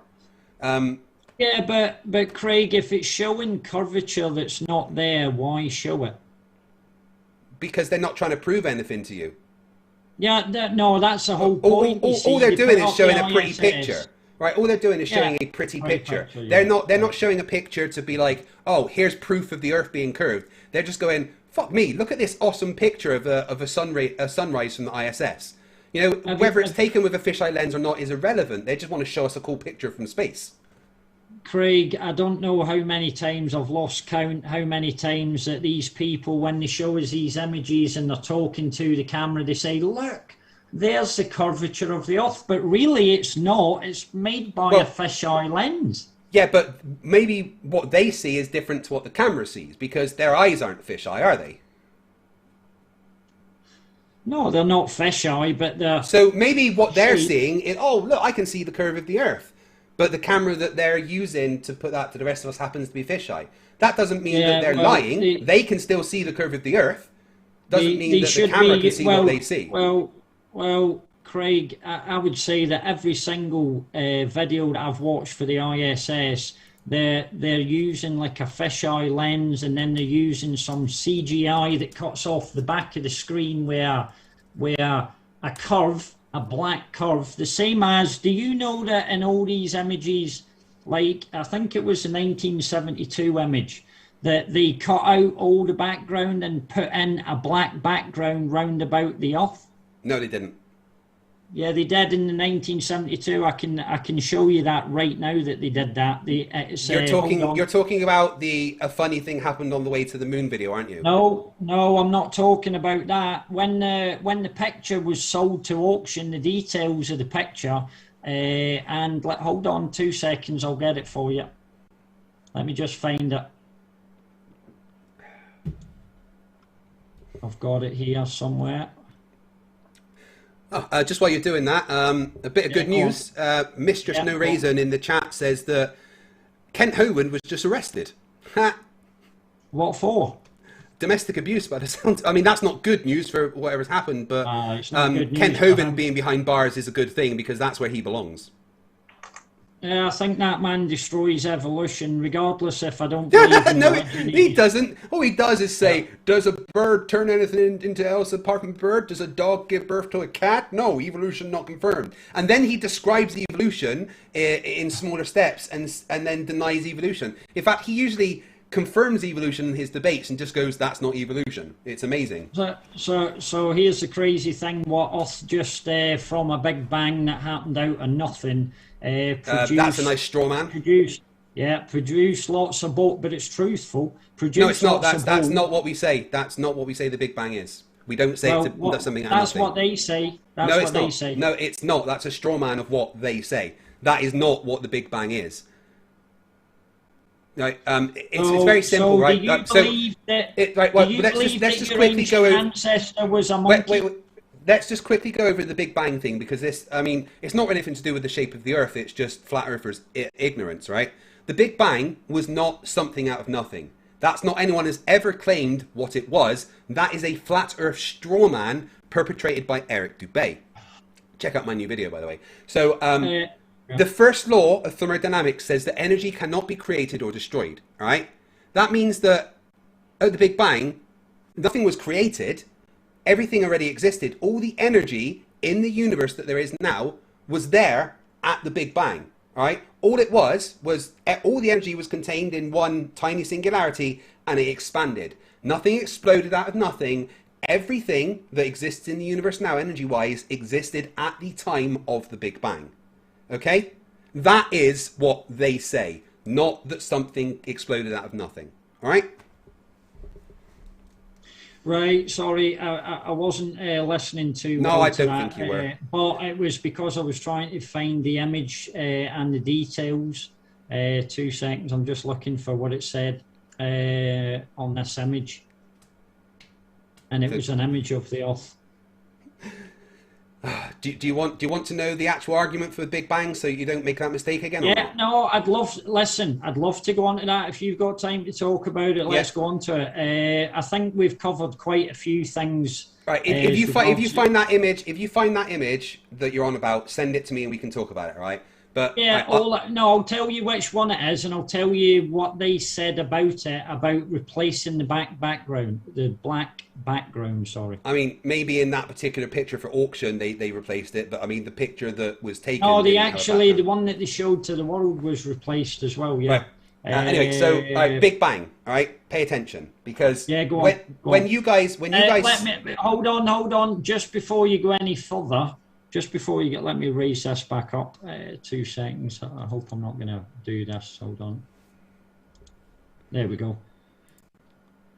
Yeah, carry on. Before you go any further, though, flat earthers, that's a statement that was made against flat earthers in evolution. A lot of people who are not flat earthers, just regular people, they do not believe in evolution, that we came from monkeys and apes. Well, it's a good thing that facts don't care what people believe. But anyway, right, Big Bang. All right, we do Big Bang and we can do evolution after if you want, all right? So, when you say the Big Bang, something exploded from nothing, that is not our argument. That is a straw man of the position that we hold, all right? That's not what they say. It's not what science says. It's not what physics says, all right? All of the energy... Right, the first law of thermodynamics says that energy cannot be created or destroyed. All of the energy in the universe right now existed at the time of the Big Bang. Nothing was created or destroyed. Every bit of energy that is in the universe now existed at the time of the Big Bang, just in an infinitesimally small singularity that expanded for some reason we don't know why. Okay, that is what we say the Big Bang is. It's no big explosion. It's no something coming out of nothing. It's just a rapid expansion of all the energy in the universe for some reason. And then you think that slime became humans? Abiogenesis, yes. Yeah. So does that take away a creator? I mean, a creator is irrelevant. I don't really like to get into the argument of whether there's a creator or not, because, like I just said, right, we don't know why the universe started to expand. We don't know what caused the Big Bang. That could have been a creator. It could have been a god. It could have been some supreme being. It could have been a fourth-dimensional squid pressing a button. We don't know. Okay? But what we do. Let me finish. What we do know is that the physics of the universe and the way that it works does not require an intelligent mind for it to continue happening the way that it happens. Who knows if at the time of the Big Bang There wasn't something set into motion that meant that every bit of time and space was predetermined. We do not know. But what we know is that the current laws of physics and the universe around us can be explained, the mechanisms of it, without the need for a god or a creator. But that does not mean that I am saying there was never a god or anything, because I do not know what existed before the universe. Fair enough? Okay, so have you ever heard the saying that God's a mathematician? I have heard that saying, yes. Yeah. The same as if that evolution is as ridiculous as that the table and the chair, the full kitchen that I'm in, this system of speakers, this internet, was all happened by chance. Do you realise how ridiculous that is? But That's it's not evolution. just... Evolution doesn't say that things happen by chance. That's not how evolution works. Again, that's a straw man of the position. How does it not say it happened by chance? Because it's not by chance, it's reacting to environmental pressures. That's what evolution is. It's not just something happening by chance. It does require random mutations, right? But those random mutations, once there is a random mutation that is beneficial, then that's more likely to be carried on in the gene pool. Like, for instance, let's just have a thought experiment, right? So let's say you've got a species of bird that live on an island, okay? And their main source of food is some seeds that fall to the ground, right? So all the birds can go around and get the seeds absolutely fine, all right? But then one year there's a bad drought and the seeds don't fall off the trees, and all that's left is the seeds that are buried underground, all right? Now, it just so happens that there was a mutant bird born a few generations ago that had a longer beak, right? And that bird's descendants can now use that beak to bury underground and get the seeds that are buried. Which of the birds on that island are now more likely to survive? The ones with the longer beaks or the ones with the shorter beaks? The one that can get the seeds from underground. There we go. That is because the species has reacted to an environmental pressure, right? Yes, it was a random mutation that caused that beak to be bigger, but that became a beneficial trait for that species once the environmental pressures in their environment changed.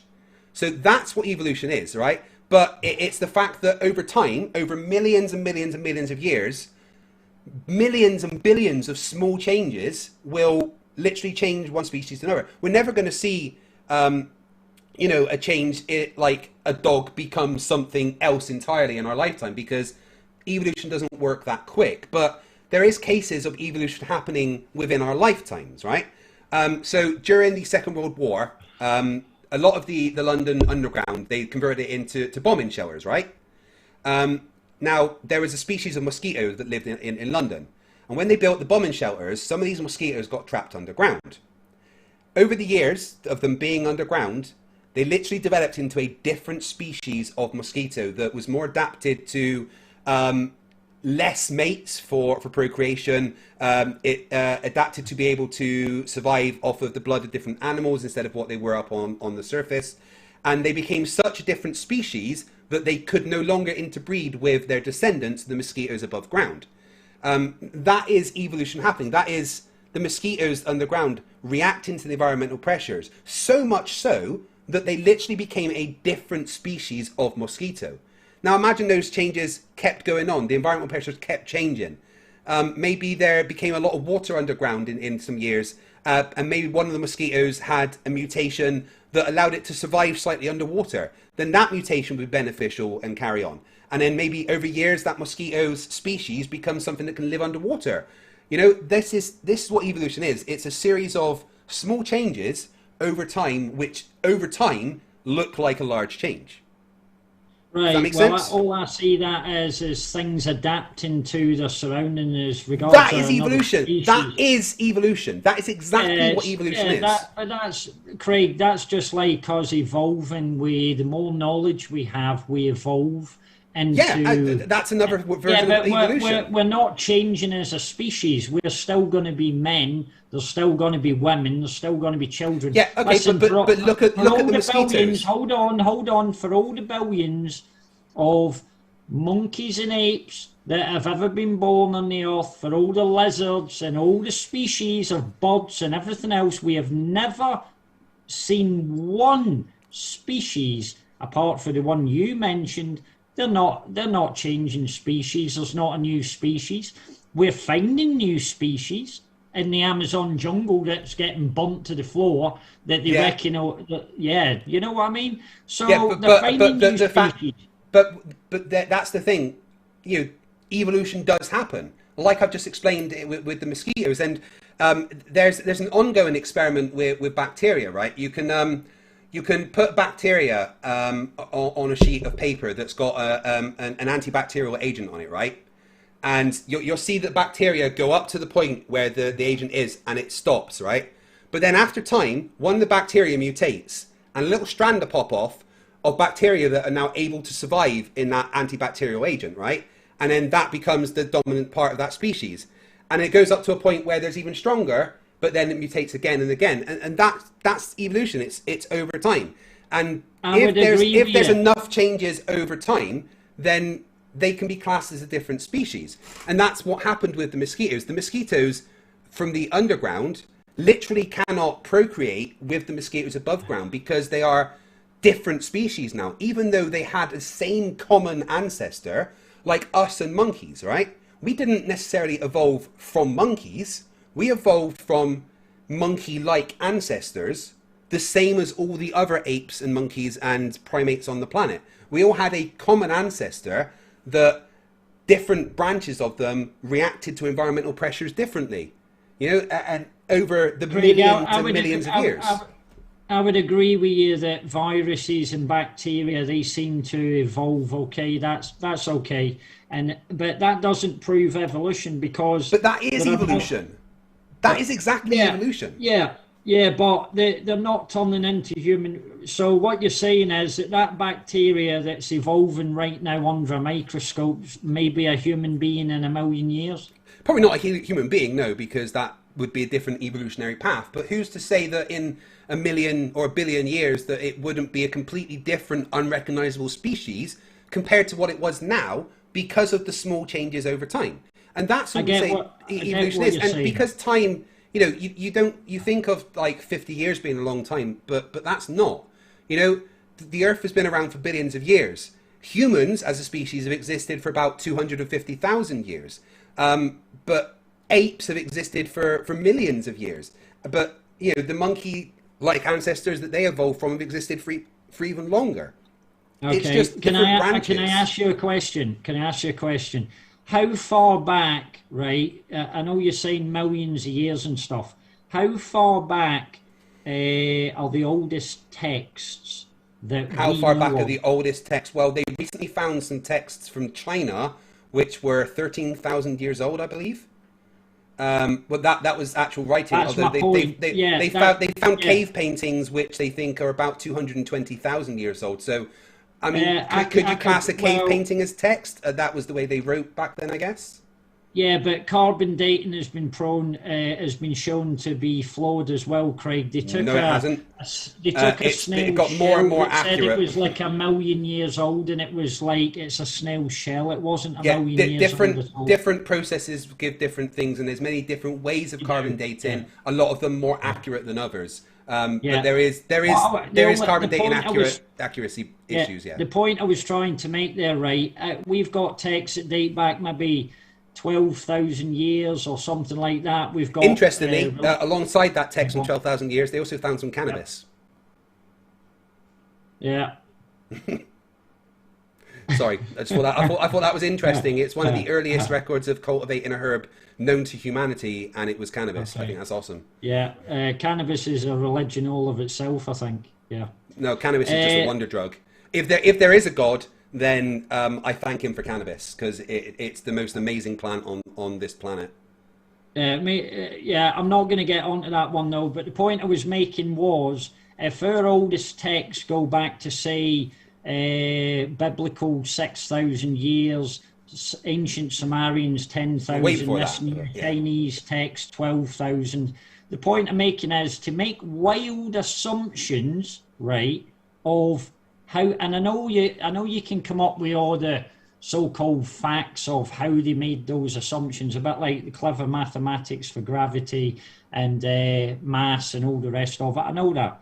But it's a wild assumption to me to say that the Earth is billions of years old when we can only go back 12,000 years into our own history, and we're way back billions of years proclaiming this as fact. Do you know, like, how that's there's actually I'm not the best person to talk about the age of the Earth. There's another guy called PhD Tony who actually came on recently and described all the methods that we have for figuring out how old the Earth is. And we can actually use a lot of different ways of measuring things. Ice, different chemical elements in ice, the layers of magma rock going back literally millions and millions of years. We can piece together data that goes back billions of years. There's actually ways of really, really doing it that, you know, show that the Earth is factually billions of years old. It's not assumptions. It's based on actual measurements of things. Well, my ending statement on evolution is really we have thousands of species of like birds, animals. We haven't got a rhino turning into another species. We haven't got a human being turning into another species. We've got no animals, no birds, no anything. We've got the little mosquito that you mentioned that apparently is a different species. It was a species, now it's a different species. One thing. Well, or maybe humans have changed, right? You know, we haven't become a different species, but we have changed. 100 years ago, we do look different facially. I think that's to do with not just that. 100 years ago, the average muscle mass was 40% less than it is now in humans. The average size was about 30% less. The average eye color has completely changed. Even in the last 20 to 30 years, scientists have noticed that humans' thumbs are getting bigger, right? And they think this is a reaction to us using cell phones. Emojis. Yeah, literally, they think it's a an evolutionary pressure of that being a beneficial thing somehow. But but that doesn't mean that we're instantly going to become a different species. But you know what? Say that there was two branches. Say something happened, right? And one side of the Earth got completely cut off from the other for 200,000 years, all right?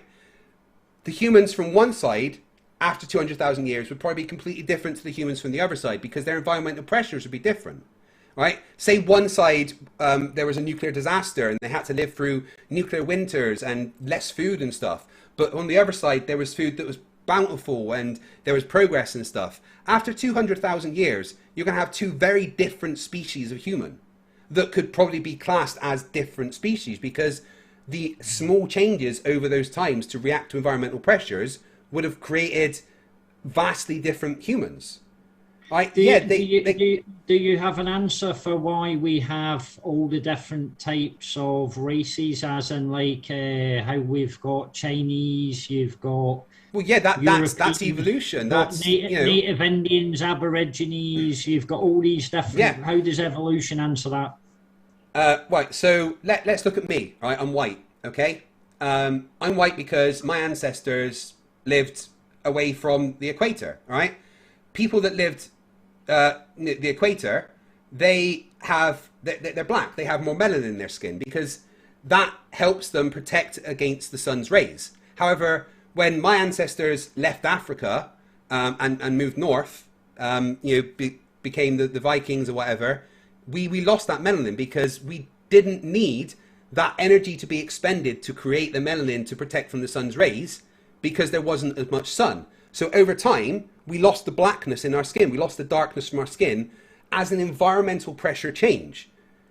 So, and it's the same for Asians. They look the way they do because they had particular environmental pressures that they adapted to when their branch of humanity went off that way. And the same with the Native Americans. They, before the white people went over and ruined America, they had a particular environmental pressures that their branch had been dealing with exclusively for, 100,000 years. So we end up looking different because we've each got different mutations which become beneficial based on the area that we are. But then... we start traveling around the world and interbreeding and stuff, and I think it makes more sense, Craig, if the case was the Europeans were placed in Europe, the Aborigines were placed where they were placed, the Native Indians were placed where they were placed, the Russians were placed where they were placed, and so on. I mean, that's a lovely story, but we can trace think back. About it. Think about it. So, we can check DNA, right? Hold on. So if all them different races were placed in their areas and they were different originally, that's why they all look different, because they were different and they were placed there to populate this area we call Earth. Okay, so here's the thing. You know? You can actually trace DNA back and see where DNA from certain branches came into the human genome. You can take, for instance, someone from Europe and someone from Asia, and compare their DNA and look back in their DNA and see that at a certain point there was diversions, meaning that they were originally part of the same group that then separated. Well, you know the thing how there's like a chromosome. Yeah, but you know how there's a thing, there's like a chromosome apart from an ape. That's why they say, oh, look, we must have came from apes. Or, well, we got like 98% of the DNA of a pig. Yeah, right, that's fair enough. But the case is we're not pigs. There's a huge difference with them. Those little We're very much like pigs, though. In fact, pigs are one of the most human-like animals that there are. They've got organs that are very, very similar to humans. They've got a brain that's a relative size to humans compared to for what they do. Pigs are there is, even though they look very, very different, there is a lot of genetic similarities and biological similarities between a pig and a human. So much so that they almost taste the same. Cannibals from the rainforest described the taste of humans as long pig. Long pig. Yeah, because it tasted so similar to eating a pig. You know, humans are very, very genetically similar. I won't be going there in a hurry. No, I wouldn't want to go there either, honestly. I think, Craig, see how there's only the slight differences in DNA from man to a pig to an ape and blah, blah, blah, but such a huge difference as to what we are and how clever we are. That's all, to me, simply engineered DNA. Our intelligence, all right, is actually a reaction to an environmental pressure. All right, records show that around 200,000 years ago there was a massive worldwide drought.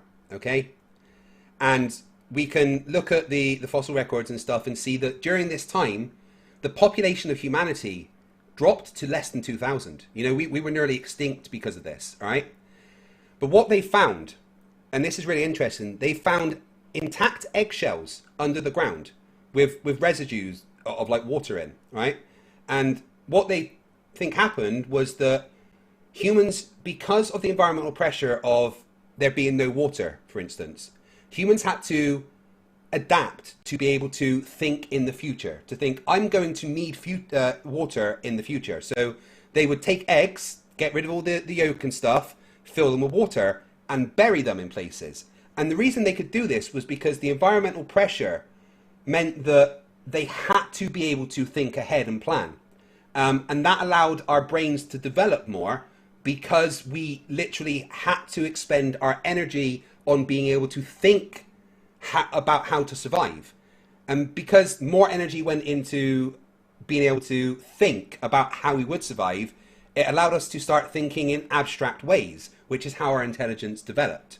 And you know, this comes from you know, finding things like intact eggshells under the ground that had been clearly excavated with remnants of water and stuff in it. You know, so humans are intelligent because we had to evolve to be intelligent to survive what could have been an extinction level event for humanity. Well, they've discovered some stuff like digging for, I think it was uranium, and apparently this is like before there was any history of us, that there was digging on in certain places on the earth for uranium, you know. So that would have had to be an intelligent race that was, if it really was. So what I think's happened is, they found they found an area where there was mining that had been taking place, and they put it to tens of thousands of years old. Yeah, so here's the thing, right? Digging for uranium. If you find a bit of metal that does something you've never done, that this never happened, you've never, like, wow, this metal makes amazing armor, let's go and get more of that. And there was actually a case in medieval England, right, where a blacksmith found some material that no one had found before. And it turned out the material, although it made amazing armor, like strong and light, it made people sick because it was radioactive material. So yeah, it's very likely that people found a material, uranium or whatever, and started mining it until they found it was killing everybody. There was also in the Grand Canyon a chap for the Smithsonian Society. He was down in the Grand Canyon looking for caves or inlets, and he found a place that could hold 500,000 people. It was filled with thousands of artifacts that date back thousands of years, and then the story was as if it never happened. That's because the Smithsonian Society constantly go around. Wait, what? Any art. You're saying they're hiding ancient technology? No, they're hiding the history and the true origins of man. What happened? I mean, that's the cool story. Thousands of years ago. You know, you know what I think about conspiracy theories. So anyway, well, we've gone over. Listen, if it's based upon facts, we need to get away from this idea of calling everything a conspiracy theory. Well, it is a conspiracy theory, just like the flat Earth is a conspiracy theory. No, it's fact. Listen, it's fact that the guy was in the Grand Canyon. There's a story about him being in the Grand Canyon. It's in newspapers. There's documents about what he found, and then it's hush, nothing more. Cool. I mean, you know, that sounds like a lovely story. Wait a minute. Why is it when I was a kid, there was a documentary on about Antarctica, maybe 30 years ago when I was younger, and it'd be longer than that actually, maybe 40 years ago. There was a documentary in Antarctica about they had found every creature that existed on the landmass that we frequent, but twice the size, buried in the ice in Antarctica, and then there was no more about I think that's John Carpenter's Thing. No, that was a documentary. Because, that never happened. Listen, that was. I'm telling you, that never happened. Well, here's the thing. Why are we not allowed down to Antarctica? We are. Well, in fact, one of my subscribers lives in Antarctica, and I'm going to have him on. I'm going to have him on the channel in the next few weeks because he literally lives in a research base in Antarctica, and he's going to show me that he's in Antarctica based on the star positions. So you are allowed to go. In fact, there is no law and there is nothing preventing you from getting a boat, going to Antarctica and going as far as you want. You would probably be stopped and people going, are you sure you want to do that because you're going to die? All right. But they couldn't physically stop you. There's no law to say that you cannot just go and walk as far as you want into Antarctica. You wouldn't want to because it is the most inhospitable desert on Earth. And you would die. It's funny how the guy that was on the Berserk boat, he asked for permission to go there, and he got refused several times. He still went. On what boat? Sorry, refused. Berserk. It was. I think the guy's a Norwegian. Maybe his captain didn't want to let him, but there is nothing. There is no law, and there is no military force that would stop you going to Antarctica. Yes, you would probably be intercepted because they would want to make sure that you're not going to die. However, if you said, look, fuck you, I want to go and walk into Antarctica, they'd be like, all right, on you go, mate, we've tried to help you. But they wouldn't stop you. They'd not hold a gun to your head and say, no, you're not allowed to go. There's nothing stopping you going to Antarctica and going as far as you want. You would die, Craig, but there's nothing stopping you. Craig, if you search in the Antarctic Treaty, it's in there that you have to ask for permission beyond a certain parallel. No, it's not. I'll find you that and I'll send it. The Antarctic Treaty was simply set up to say that no country is allowed to have a military presence and that it's free for scientific research for everybody. That, you know, you can... I mean, there's certain places in the coastline that are restricted because of the research that's done there. But, you know, there's nothing stopping you going to Antarctica and just doing what you want. Nothing at all. There's the North Pole as well. That's a militarized zone. It's really not. Oh, yeah. As far as I know, people have tried to go to the North Pole, centre of the North Pole, and they've died. Yeah, I'm sure they died because it's fucking cold. Yeah, but at the end of the day, people, if they take the proper provisions and everything else... Yeah, if they take the proper provisions, but even if you take the proper provisions, a lot of the people that go there die. I mean, I don't think you understand. The conditions there are not suitable for human life. All right? You will die within 30 seconds of being exposed to the Arctic or the Antarctic winter. You know, it is not a place that you want to go, even with the best fucking camping gear, the warmest jacket, and the best boots. You're still going to be fucking freezing and probably die. Craig, they have 5,000 research people go down there every single year. What is it they're doing down there? Scientific research. It's actually a great place to do research because there's a lot less pollution. There's you know, a lot more wildlife that we can look at out there. It's great for doing like seismic research because there's less noise pollution and stuff. It's a great place for observing magnetic flux in the atmosphere that causes the borealis. You know, there's a lot of things that you can do at the North and South Pole that you can't do on other places of Earth. But there's also, you're likely to die if you go there. So obviously that's part of our Earth, right? And if there's 5,000 people down there doing research all the time, where's all these fantastic videos of, you mentioned wildlife, all you ever see on any of the documentaries are penguins, that's it. I mean, there you see penguins, you see bears, you see the the polar bears apparently are in the north. Polar bears are north, not south. Yeah, well, I was talking about north and south, but I mean, I've seen documentaries about other creatures. I think you got the leopard seal. The point I'm making is there are not many documentaries. All it ever shows you is like a guy setting out by himself to head to the centre that's meant to be. Because that's interesting, I guess. I mean, but again, there's nothing stopping it. Craig, they don't ever show you what is round about. A bit like the ISS, right, is always pointed because they don't care about proving anything to you. They're not going there to prove things to you. They're going there to film a specific thing to get a awesome looking video. Right? It's like when NASA goes to space, they do not care what the public think about what they're doing. They do not care what the public wants to see. Is NASA public funded? NASA is government funded. Yeah, is NASA public funded by the taxpayer? No, it's funded by the government. The government give them money. The people give tax. The people give tax to the government, and then the government decides what to do.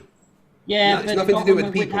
The government would have no money whatsoever if people stop paying their taxes, then the government would have. You're right, and so that would really affect the military, which has a budget which is 100 times larger than NASA, right? Yeah, but you said that NASA don't need to prove anything to the people. At the end of the day, if the people are paying for their space ventures and their Antarctic research, the people got to pay their taxes regardless. Because the people got to pay their taxes regardless, and NASA don't exist to placate idiots that don't believe what they're doing. NASA exists to push our boundaries in space exploration and prepare us for going out into the solar system.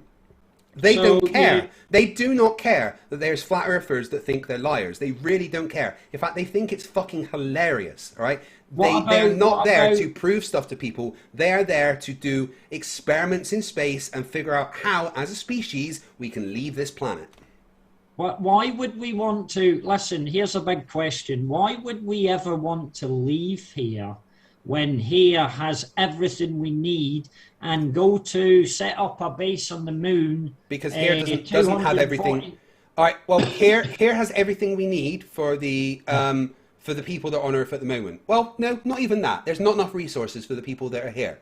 And projections say that by 2025, there will be nearly 9 billion people on this planet, which is more than the Earth can sustain. This isn't the only planet in our solar system. This isn't the only place with resources. The moon has a fuel source that could revolutionize travel. Helium-3. It has no food at all. It doesn't matter about food. It has a fuel source, right? It has a fuel source that could revolutionize the way that humans do things, allowing us to produce better food, right? Helium-3 that can be mined from the moon could change the way that humanity live. There's oxygen, there's water, there's every mineral you can think of. There's one single asteroid that's got enough iron in it that it's worth more than all the money on Earth. So why would we not want to go out and use those resources so that we can make even more of our disgusting monsters that ruin the planet we're on? Well, because Earth that we live on should be treated with care. And you're right, it fucking should be. Yeah, we should stop polluting the place that we live. Agreed. Craig, do you honestly think that your children or my children or the world's children are ever going to see the planet Mars? Maybe not my kids, maybe not their kids, but maybe their kids. Well, you've just probably talked about 50, 100 years ahead, right? If they're running out, of phosphates, and that's going to be dried up, that they need to keep creating the food. They create enough food for 10 billion people at the moment, okay? So if we go by the 10 billion, how are they going to go 100 years into the future? They'll need to wipe the population and then take a small amount of people. Would that not be more to the truth? Hey, I don't know what's going to happen. I agree with you that we need to stop fucking raping our planet. I'm worried for the world that my kids are going to grow up in. We might think. I mean, you're in like Glasgow area or something, right? No, Ayrshire. Ayrshire. Right. I'm in Fife, and this has been the fucking warmest summer that I've ever experienced in my life. And I'm in Scotland. What's it been like for you? Yeah, it's been good. I've enjoyed it, but Craig, has it not been unusually warm, right? Is it one of the warmest summers you can remember? Because here's the thing: it's not the warmest summer you can remember. It's the coldest summer you're going to have for the rest of your life. That's what you got to think. It's going to get worse, and it's going to get worse because we are destroying this planet, and we need to fucking stop it. But that's why space travel is important. Because if we're wrecking this planet and using all the resources, we need to go and get more. See how you mentioned about propulsion, right? And on the moon there is this substance for Helium-3, yeah. I've not heard of that. But you do know that at CERN, these massive hadron colliders, that there's like 30,000 particle accelerators all over the world in total. Yeah. But they have massive ones. And they're building another one that's 108 kilometers spanning over 2 different countries. I think the one they've got at the moment is maybe 30 kilometers. They create anti-hydrogen. That's what they're doing at CERN. They don't create anti-hydrogen as such. They bash particles together and try to measure what comes out of it. And they have detected from the collisions anti-particles. Antimatter. It's actually if you narrow it down to what they're doing, but the thing is, the anti-hydrogen isn't able to exist. They've come out recently, and they said that the anti-hydrogen they are collecting, but in super small amounts. But they need the hadron collider to collect it. Hold on, and that is going to be the propulsion for space travel. Yeah, no, that's not correct at all. Anti-hydrogen on its own it couldn't do anything different to hydrogen. It's just, an electrically opposite version of hydrogen. But it's classed as antimatter. They class it as antimatter. Yeah, but that's what they're doing, right? They're colliding particles together, and they are measuring antimatter. But the antimatter only exists in our universe for a fleeting microsecond before it disappears, right? But if we could get enough antimatter, and collide it with matter, it would create explosions greater than anything we've ever known. We could use that for propulsion. That is the basis of a Star Trek warp engine. It uses the energy from an antimatter collision with matter, running it through the nacelles on a ship, warping space to allow faster than space travel. But yeah, that's all kind of theoretical and not really relevant to anything of this of what we've been talking about. And well, it's just no, interesting science, it's all right? it's all relevant to what the hadron colliders are actually doing. They're bashing particles, millions of them per second, collecting antimatter that is more powerful than the nuclear bomb. Well, again, it's not that the antimatter itself is more powerful than the nuclear bomb. It would be the reaction between matter and antimatter. Because if you get an electron and you get a positron, which is an antimatter version of a positron, right?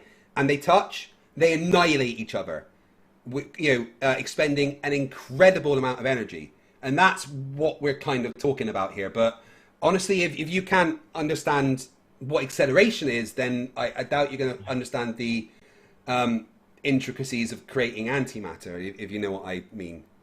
No, Craig, I think we covered that earlier. Yeah. Okay. But yeah, so what have we gone through? So we've gone through a lot of stuff. We've talked about the video and how you cherry picked one line and didn't even watch the rest of it, and it doesn't actually say what you think it says. We then talked about how the acceleration on Earth throwing us away from the Earth is 0.03 meters per second compared to 9.83 meters per second putting us down, meaning we wouldn't get thrown away from Earth.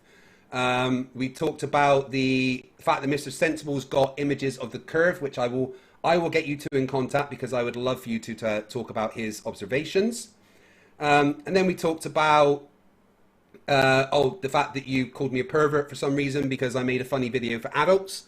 Then we talked about evolution, and you basically agreed that evolution is a thing, which was wonderful. So yeah, I think this was quite an interesting conversation, but you provided nothing to suggest that the Earth could be flat. Well, just everybody out there, I enjoyed the discussion with Craig. Thankfully, it was kept amicable. All I would say is you don't live in a flying spinning ball. It's absolutely ridiculous. You've had it brainwashed into you since you were a child. Time to think for yourself. Gravity 1G does not hold trillions of tons of ocean and sea in a flying spinning ball. A boxer exerts a force of 50G. Not true, people. Get a grip. Start thinking for yourself. You're not on this flying spinning ball, okay? Awesome. You're welcome to hang around while I do the super chats if you like. I'll stay in. That's okay. Yeah, all if right. It's for the show. I appreciate you. I mean, we had a bit of rowdiness, but it wasn't too bad. Break. I don't mind the chat with you. It wasn't too bad. Listen, if You're not Nathan Thompson. If we can do these things that are amicable, that's better for both sides. Aye. Would you not agree? Yeah. I'd quite like to see you having conversations with some of the actual scientists that I've got hanging around my channel. So definitely. Mick West's another one. He's kidding on that chemtrails don't exist. That's an absolute fool. Well, chemtrails don't exist. That's not a thing. They do. Two planes in the same sky. One left a chemtrail, the other didn't. So explain that. Yeah, one was probably higher than the other. No, same height, same sky. How did you confirm they were the same height? Trail, the other didn't. Look out there in the early morning. How did you confirm they were the same height? They chemtrail the skies at 5 a.m. in the morning before you get up. Chemtrails don't exist. So here's the thing: if they're chemtrailing the skies, they're also poisoning themselves. No, listen. I don't know what they think they're doing, Craig. They're not doing anything. There is no chemtrails. Chemtrails don't exist. Pilots, scientists would disagree with you. They went to the Environmental Court of California and presented soil samples, water samples that contained strontium, barium, and aluminum. Yeah, they did, and they also got those from areas where those things were naturally occurring. Aluminum has to be mined. It can't be on the Earth's surface. Sorry. There's like aluminum in our atmosphere. No, it has to be mined from the ground. You realise So there's what literally that means aluminium in is, our what that atmosphere. means is, What it that means is mined they it, found some put it material up on the in plane ground and with sprayed no it down. evidence that it came from a plane. Where is the tests on a material that this apparently came from? Where is the you know, they're just saying, oh look, we found this stuff on the ground, but how do they know where that came from? There's no way to say that that came from spraying stuff in the sky, because it would be everywhere, not just in that location, and it's not. It's not. It's, well, put it like this. Next time, viewers, if you're up early in the morning at 5 a.m., look up to the skies and watch the clouds that are made by the chemtrails. The contrails disappear. Their evaporation, or they evaporate in the sky. They're just condensation. It depends on the density of the air, the moisture in the air. You know, if the air is colder and denser, then the contrails take longer to dissipate. No, these don't dissipate. They're there for Well, they do days. dissipate. But there's When no it such thing as chemtrails. When it rains, that's right. There's literally no such thing as chemtrails. Right, anyway, so we've got a few new members. We've got Eon Dust, we've got NANA, we've got Caucasian Sensation, K Opossum. Thank you very much, guys, for becoming a member. You are awesome. And then we've got a whole bunch of super chats. I'm sure some of them are directed towards break here. Sparky NJ, $5 says, don't forget to ask why one fictitious force, centrifugal force, is real, yet another one, gravity, is not. Where is the line for them? Yeah, so when someone says to you... Fictitious is the key word there. Yeah, so do you think that actually means it doesn't exist? Fictitious means you can't explain it. Well, we can. It just means that it's a way of... I admit it's probably a bad word to have used, but it's a way to describe a force that isn't a direct result of something, but of something else happening. For instance, centrifugal acceleration, which is a fictitious force, is actually a result of the centripetal acceleration acting in the opposite direction. Gravity, which is a fictitious force, is a result of the curvature of space-time. You know, it's called fictitious because it's the result of something else happening, not a direct thing itself. It doesn't mean it doesn't exist. I mean, because we know centrifugal acceleration exists. Engineers have to use it. Bending and warping of space-time demonstrated on a big bit of stretched lycra where all the balls crashed into each other. Oh yeah, also demonstrated in the Eddington experiments of 1919, the Pound Replica experiments of 1937, 1938 and 1942. So, you know, it's all been experimentally verified.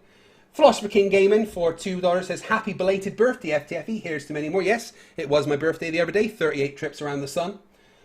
Marek Zeonts, 5 PlayStation Network dollars, thank you very much. Alison for $2 says, Break, why is there not a functional flat Earth map?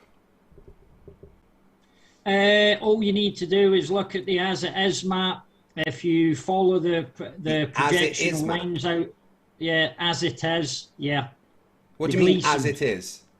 Gleason's. You mean the azimuthal equidistant projection map? The Gleason's map shows the Earth as flat. So did but that's the Gleason map isn't accurate for distances. And the Gleason map, the person that made it, well, you're wrong, because Alexander Gleason, the person that created that map, in the patent said that it was based on a globe, and it's projected with the lines getting further away from the centre as it goes out. Also, the Gleason's map shows Australia being 4 times the size of Canada, which it most definitely is not. The Gleason's map, the azimuthal equidistant projection map, is a projection of the globe, according to the person that created it. Just to point out, if you go on to Wikipedia and look at how many projections of the world map there actually is, there's maybe about 80. Okay, so to say that the Gleason's map is not accurate, okay, fair enough. It's maybe not accurate in certain parts, but neither is any of the maps that they've ever showed you. I've got an accurate map. Here you go. That's not an accurate map at all. This is definitely an accurate map. That's an illusion. No, it's an accurate map. This distances on this are accurate to reality. No, it's an illusion.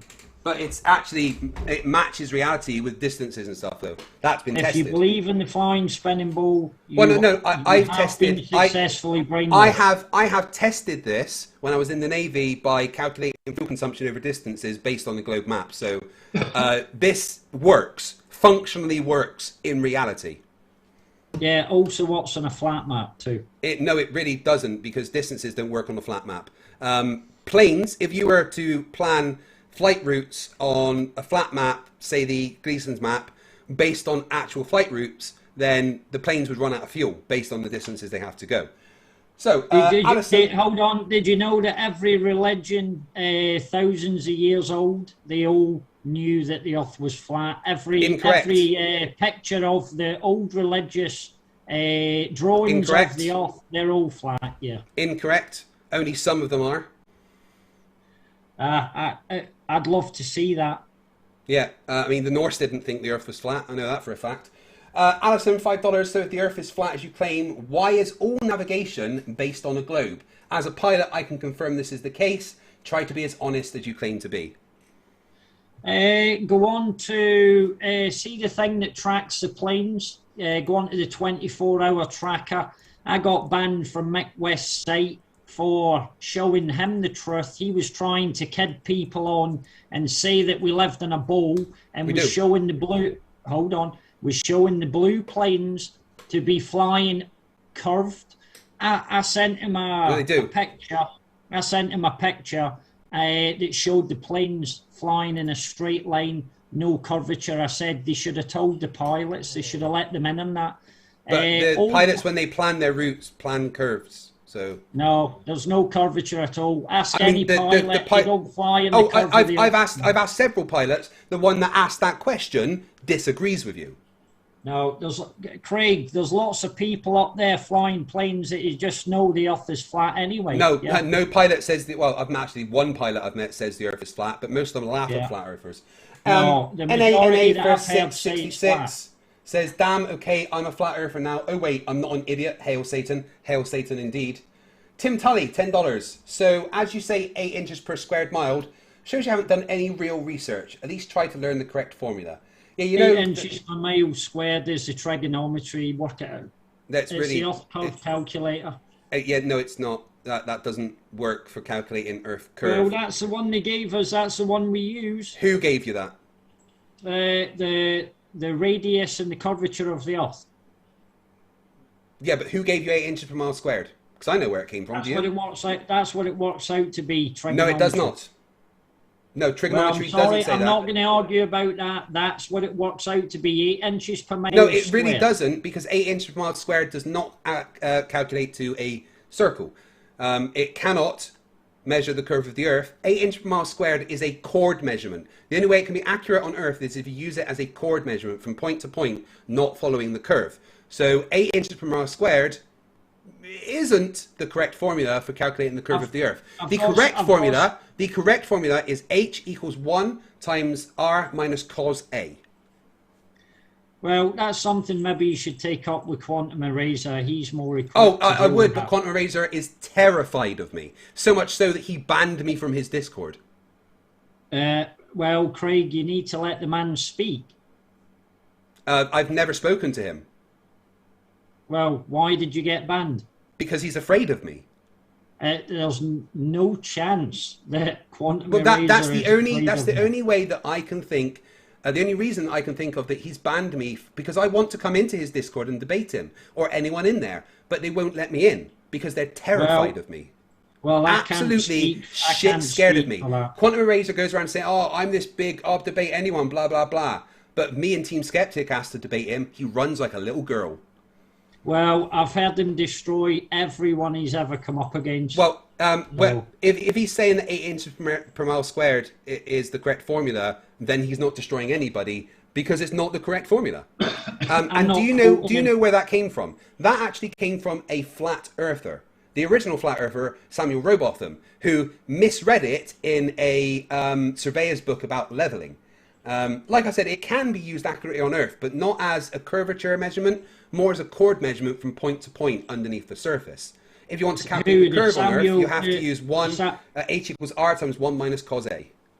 The Samuel Rowbotham that was an engineer? He wasn't an engineer. No, he wasn't an engineer. No. Okay. He was the OG Flerf. Right, Wizard of Oz for $5. How do waterfalls work on a flat Earth? There are waterfalls above sea level. Can water travel uphill? Well, according to you guys, the Suez Canal, that water must be travelling uphill on a globe. 1G holding it on there, but you know oh my what God! I mean? Break. North isn't right. Look at the globe, right? North isn't up, and south isn't down. That's not how it works. To reality. This isn't up. This isn't up, and this isn't down. This is down towards the center, and this is up away from the center. North isn't up, south isn't down. Listen, rivers don't flow uphill. You don't need to teach me the globe mathematics. It doesn't come. Oh, I clearly do. I also need to teach you what acceleration is, apparently. No, I know what you guys believe, but it's not reality. I don't believe that acceleration is anything. I know that it is change in velocity over change in time. Alison for $2 says, you just demonstrated you got a lie to Flerf. Yes, he did. Mission Night for the Children for $2 says, context is CGI. Apparently so. Seriously, Break, I urge you to watch the rest of that video you cherry-picked from. Definitely. Logical Hillbilly for $5. Flerfs never listen. Just waiting for the next chance to lie some more. Toby, €5. Will you ever debate anti-vaxxers, specifically COVID-19 deniers and related conspiracies? I'd love to learn from you how to deal with them in typical FTFE fashion. I would like to, but biology isn't really my wheelhouse. I'm a physics guy, earth science guy. Not a chemistry guy. In so much as chemistry is involved in nuclear physics, but I would rather debate things that are in my wheelhouse. Yes, I could probably debate whether COVID is real and things like that, and the effectiveness of masks and things. But I'd probably get far too angry, and YouTube don't like those conversations. So Craig, this is a common thing in Globers. They all drop chemistry. They should have kept chemistry and studied chemistry. Well, that's incorrect. One of my friends, and someone who's been on the channel several times, Geerstreiber, is just doing his doctorate in chemistry. So yeah, I'd love to have a chat with him as regards density and molecular weight. Then I will message him now and say you want to talk to him, because he is always up for chatting to a Flerf. Comment Driscoll, €5.49. I don't want to talk to him tonight though. No, not tonight. He'll be asleep. He's German, so he'll probably be asleep. Colin Driscoll, €5.49. Thank you. Executionate for €2 says, numpty. Greg, please spend my measly amount well. Thank you very much. Signastep for $5 says, I'm calling rage quit at 8:30 EST. You didn't rage quit, which is good. A lot of flat earthers do. But in all seriousness, Break, I might think that you're ignorant about physics and science and stuff, but at least we had an interesting conversation. All right, I do appreciate that. And I think it could be interesting for you to speak to some others that have different ways of talking than I do. I think I'd like to see you talk to T-Jump. Hit one in the chat. If you... Oh my gosh, T-Jump, that guy that sits there like he's Brainiac. And yeah. Hit one in the chat if you want to see Breaking Down the Wall of Lies debate T-Jump, because hilarious. I can set that up. Yeah, that guy's an absolute douche. Oh, he's smart though. He's smart. Yeah, he's smart. He's smart. But at the end of the day, he believes he lives in a flying spinning ball. How smart is he? Beliefs irrelevant. Facts say that. Philosopher King Gaming for $2. No kids should be allowed to watch Flerf videos. Yeah. So you were saying about me making videos for kids, right? Even though I don't. What about Eric Dubay, who literally puts videos out for kids? I've not watched any Eric Dubay stuff for a long time. I don't know what his content is as of recently. Craig, the only thing I would watch my new video. Go and watch my new video. You'll see it. Okay. Listen. If I started to watch it, but I never got finished, I will watch it. You got to say my editing's getting better. Craig, all I would say is, between me and you as guys, taking the flat earth out of it, if there's content that children might come across, please put an age consent on there, you know, because you don't want the kids hearing that. That's what we do. When you know, as a YouTuber, when we upload, we have to go through a process, and that process includes saying if it's for kids or not. You know, we literally, is this made? Even when I set up this stream, it says, is this for kids? Yes or no, right? And I always select no. And like I said, I've curated my content so that it won't be promoted to children. Listen, if it's got that sort of content on it, I'm sure there might not be another video that you post that's got that type of content. But for that language, which was quite obscene, it doesn't matter. Yeah, you're right, it was. Yeah, it was. Yeah. So just try and make sure kids can't watch it. That's all I would say. But like I said, I have specifically curated my content so that it's not promoted to kids. Okay. You know, YouTube and I'm sure you're a good father to your kids. I think I'm a great father. At the end of the day, I was trying to hit a soft spot there, which I did by calling you a pervert. All I was trying to say is don't let kids watch that content, Craig. That's all. No, not even my kids watch my videos. Because I wouldn't want any kid to watch that. Once you hit 16, though. Yeah. That's fair enough. DK499 says, please ask why all the world's space agencies are lying about the shape of the Earth. It's a massive, obviously, corporated group of lies that is there to stop us from leaving this area. We're not allowed in Antarctica. We're not allowed in the North Pole. We're not allowed to leave this area that we call Earth. We are here until the day we die. I mean, probably, but there could be other places to go soon. Wish I was born in 50 years. That's all I can say. Draco Fire for 500 Japanese yen says, I, as a 17-year-old, am pretty much the only 20-year-old, under 20-year-old that watches this channel. Is this something we really need to talk about here? Yeah, Draco Fire is probably the youngest subscriber that I have, and he's 17. Yeah, I'm not on about subscribers. I'm just on about children that might happen across that video. That's all, Craig. And here's the thing, right? If children are actually watching YouTube, then they should be watching the YouTube Kids section. Yeah, but a lot of kids are just watching adult videos and adult stuff. You know that happens. But don't you think that is the responsibility of the parent, though, to make sure that they're consuming correct? It's first and foremost our responsibility as content creators that we put an age restriction on it if there is vulgar or harsh language. That's all I'm saying. But do you not think calling me a pervert was a little harsh, though? It was a little harsh. I wanted to hit a soft spot. I take that back. Okay, thank you. I appreciate that, and I don't have soft spots. Eon Dust for $5 Joke, noun, a thing that someone says to cause amusement or laughter, especially a story with a funny punchline. Yeah, it was a bit. Syed Ahmed 499 says, FTFE, your debate opponent keeps repeating himself. Is he stuck in a loop? Break.exe obviously didn't work there. Holy Smalls $5 says, my kids listen when I watch. It's important for them to be exposed to all the dumb out there. Plus my language is worse than yours. Well, you're the parent. You decide what is appropriate for your children. So, I mean, like I said, I don't put my stuff out for kids. In my opinion, as a parent, I think it's the parent's responsibility to watch what the children are watching and control their content absorption. But that's my feelings. Philosopher King Gamer for $2 says, Break, is your channel appropriate for children? Well, yeah, I've got mine as educational. As far as I'm concerned, I'm sticking up for the truth. I do not believe we live on the flying spinning ball. I try to keep my videos above board. I did a video to Craig. I put an age restriction on it. That was a long time ago. It was a rebuttal to part one of our discussion that we had a long time. You would have seen that there was an age restriction put on that because I swore quite a bit. But at least I restricted it from children to watch. It was over 18 or over 16. Fair enough. JTD Turbo for $2. FTFE is Scottish confirmed. Yeah, I still can't believe you said I sound Scottish.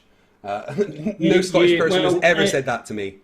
Yeah, but what do people from Edinburgh sound like? They actually have got like a twang. Yeah, I think people from Edinburgh sound the least Scottish out of all Scottish people. But There here's the you thing, go. right? If I go back home down to Bristol and see my parents, they do say that I sound Scottish, because maybe living up here, I've picked up certain mannerisms like saying Ken instead of no and saying I all the time. Although that's probably more Navy. But to hear another Scottish person say I sound Scottish, I was a bit shocked. Definitely sound I think I Scottish. sound like a farmer. Sleepy Dan for $5 says, so according to Break, all flat earthers are perverts because they deviate away from the straight and narrow of science. Yeah, flat earth has to use pseudoscience. So, but anyway, the pervert thing has been he's taken that back. We've moved on from that. That's cool. Yeah, I've taken it back. Mouth Breather says for $2, Craig is my new favourite Scottish YouTuber. Thank you.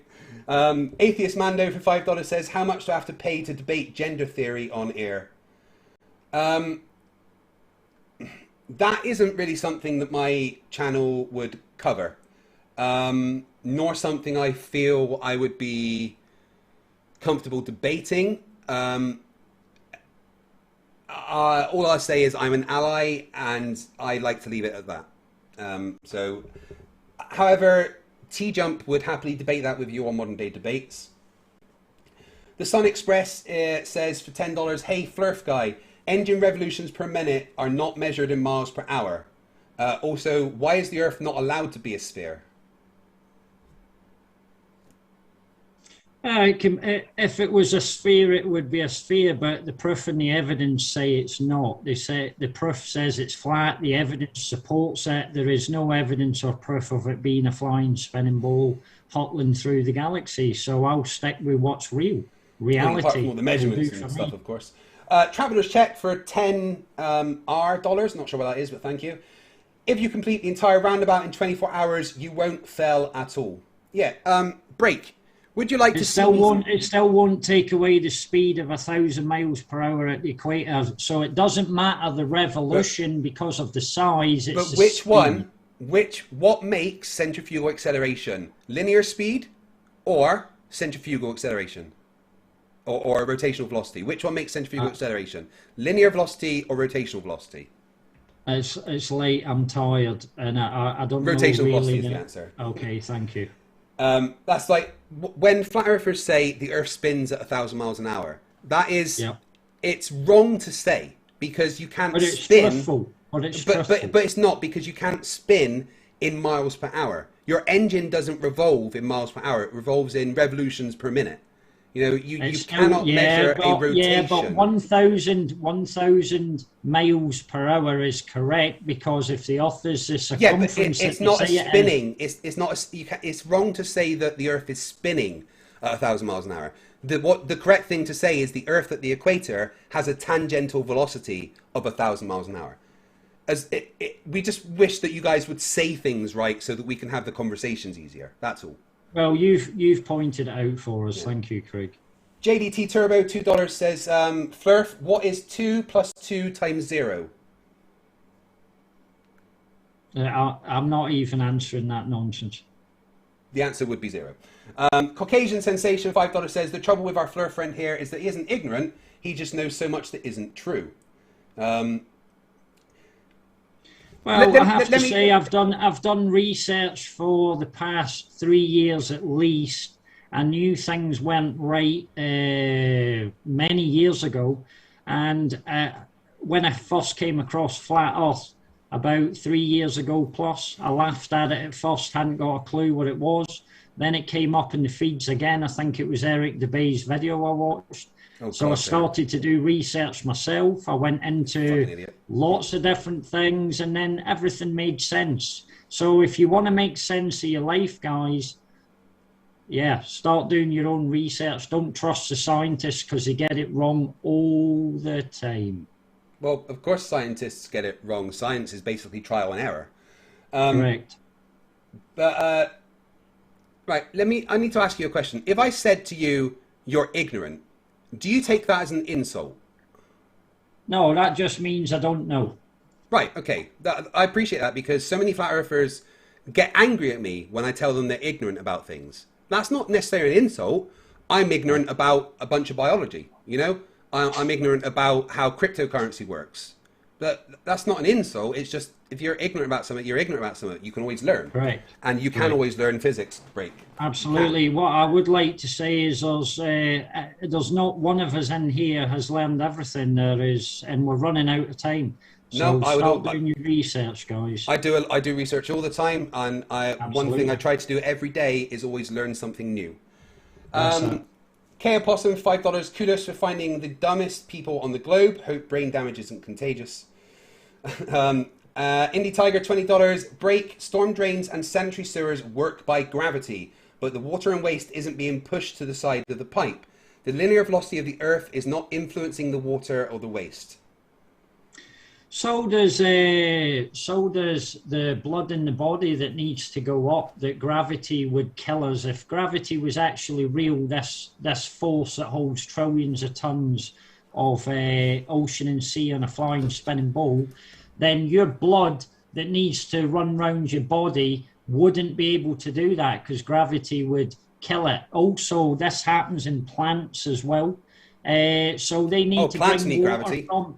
They need to bring water from the floor through the plants, through the roots, and into the leaves to survive. Gravity would kill them. Right. There wouldn't be a bird could take off. There wouldn't be a bumblebee would survive. Two questions, right? First off, the the heart in your body, does that create a force that can push the blood? It does. Right. Is it possible that the force it creates is stronger than the force of gravity acting on the blood? What, this force that holds trillions of tons Remember what we discussed, it's proportional to the mass. And if you take the mass of each individual blood cell, it's not very much, which means there isn't much of a gravitational force acting on our blood because there isn't much blood. So does that mean that the force created by our heart could be more than the force created by gravity pulling down on each one of our blood cells? I get what you're saying. I get what you're saying, but when you bring into the equation the spinning at 1,000 miles an hour and that force that would be throwing you out, it doesn't work. Linear velocity doesn't create a force throwing you out. That's the rotational velocity, which the only force it creates is 0.03 meters per second outwards. The other question was about plants, right? Plants, seeds, right? So I take a pot and I push all my seeds down into it so they start growing. How do those seeds know which way the roots need to go and which way the sprouts need to go? Well, it's funny because Simon Dan did a video on that as one of his first 2 or 3 videos, and he said that gravity was responsible. That's absolute nonsense. That's nonsense. Let me explain. If you go onto any botanical site, the Royal College of Botany or whatever it is in Australia, I looked through all of their stuff, and not one time did they ever say that gravity was responsible for the way that a seed grows out of the ground. Let me just. I could find you lots of citations for that, though. Let me just point something. Right, hold on. This is interesting, Craig. You might be interested in this. So the sun's rays. How far does the sun's rays penetrate into the soil? What do you mean the sun's rays? Well, the sun's got ultraviolet rays. There's all is it gamma rays and stuff that come from the sun as well? I'd say after 5 millimeters down, there's not going to be much sun. That's well, you might think that, but here's the thing, right? If you really wanted to find out how a plant shoot comes out of the ground the correct way and it doesn't go down the way and it knows how to come up, what you have to ask yourself, the question is, have we limited every ray, have we stopped every ray from the sun penetrating that piece of soil? Because maybe that's just why a plant seed grows up the way out the soil, because the sun's rays penetrate deep beyond the ground level. And so here's the thing. Right, so they've done experiments in space. I know you probably don't believe this, but they've done experiments with space with plants, and what they've had the plants in something that was spinning as they were growing. All right, which the light source would mean that was irrelevant because they're always going around. And because the centrifugal acceleration pushing outwards created a fake gravity, the plants grew with the roots facing outwards and the sprouts going inwards, showing that they are reactive to an acceleration. Not they only go for the sun once they can actually see it, once the sprouts are up. And the seed can't see the sun. It's only the leaves that have the ability to sense where the sun is. So the seed has no idea. The sprout has no idea. The only way that the seed can tell which way its roots need to go and which way its sprouts need to go is because there is an acceleration acting on it, giving it a sense of orientation. Gravity. And I actually have scientific papers that talk about this that I can show you. Right. What I would say about that is again, I will say that the sun, I believe the rays of the sun go deep within the earth, and that would need to be measured. I know that your experiment, Craig, that was done upon the ISS, I take it, yeah? Yeah. Okay. All I would say about that, not to sound condescending for the information you just gave me, but why would I trust anything on board the ISS when I don't even believe that the ISS is a football-sized thing that is orbiting the Earth? You know what I mean? I believe it's nothing more than a high-altitude balloon or drone that constantly takes pictures of the Earth. Red's measured it and showed you his measurements, so, I mean, there's that. I don't believe anything Red says. I know you don't. Philosophy Gaming $5 says everyone share the stream. Let's get above 1,000 viewers for Craig's birthday. I think we topped about 850, so thanks for trying. And yes, thank you for all the love for my birthday. I did receive an incredible amount of messages and stuff, and I kind of took a few days off to celebrate my birthday. So I do appreciate all the love and wishes that I got on Facebook and everything. Thank you very much. Eon Dust $5 says, put helium in the bucket. Yes, sweetie, that sounds like something you would say. Signal Step for $5. Well, crap, it's 8:30 and my rage quit prediction failed. Yeah, this actually went different to how I thought. I'd still say it's a bit dumpster fiery, but I enjoyed it. Kick-Ass Dave for $5. This is possibly the most perfect example of Dunning-Kruger effect I've seen. The Flerf has literally zero awareness of their lack of knowledge. You haven't met JM Truth. That's all I'm saying. Tim Tully, $5. The power of Nutter is strong, this one. Yes, it is. Adam Albia for 30. I've no idea what that is, but thank you very much. He says, because it's heavier, i.e. it weighs more, which means having more force exerted on it. I understand where does the more come from, having more mass, but where does the force come from? That's what I was trying to get through to you. Where does the force come that causes acceleration that makes things go towards the ground? I'm sorry, I need the bathroom. Can you give me a second? Yeah, sure. No worries, dude. I'll just carry on with the chats. Rubik's Cube Earth for $4.99, thank you. Signal Step says, Craig is the perfect amalgamation of JM Truth and Kent Hovid. I don't know. You tell me. I'd say JM's way worse than he is. Way worse. Robeeb, $5, says, breaking down the wall lies as a coward. I hope he loses access to the internet. Good job he wasn't here for that. Ali B, for £2 says, Craig, he's never going to say gravity. No, I know. But I will. Gravity! You fucking retard. Gravity! Have you ever heard of fucking gravity? Gravity! Baron Bonji, $4.99 says, no, he didn't. He just mentioned the 4 fundamental forces. FTFE, big favour. Ask him, please, to explain to us what is the weak nuclear force. I don't think we need to do that because I don't think he'll know. Eon Dust, Australian dollars. Thanks, Break. You made me facepalm so hard. So many times you've ruined my eyeliner. Now I have to all over again. We will be getting these on sale very, very soon. This was the prototype model. We've now got the proper model ready to go into production.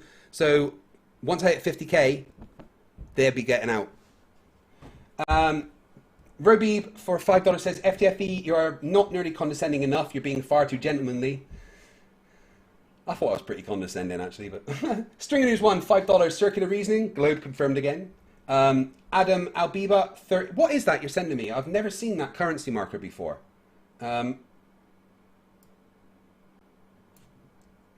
Guys, someone please tell me, what is Adam Albia? What is that currency marker after his name? Because I have no idea, but thank you very much.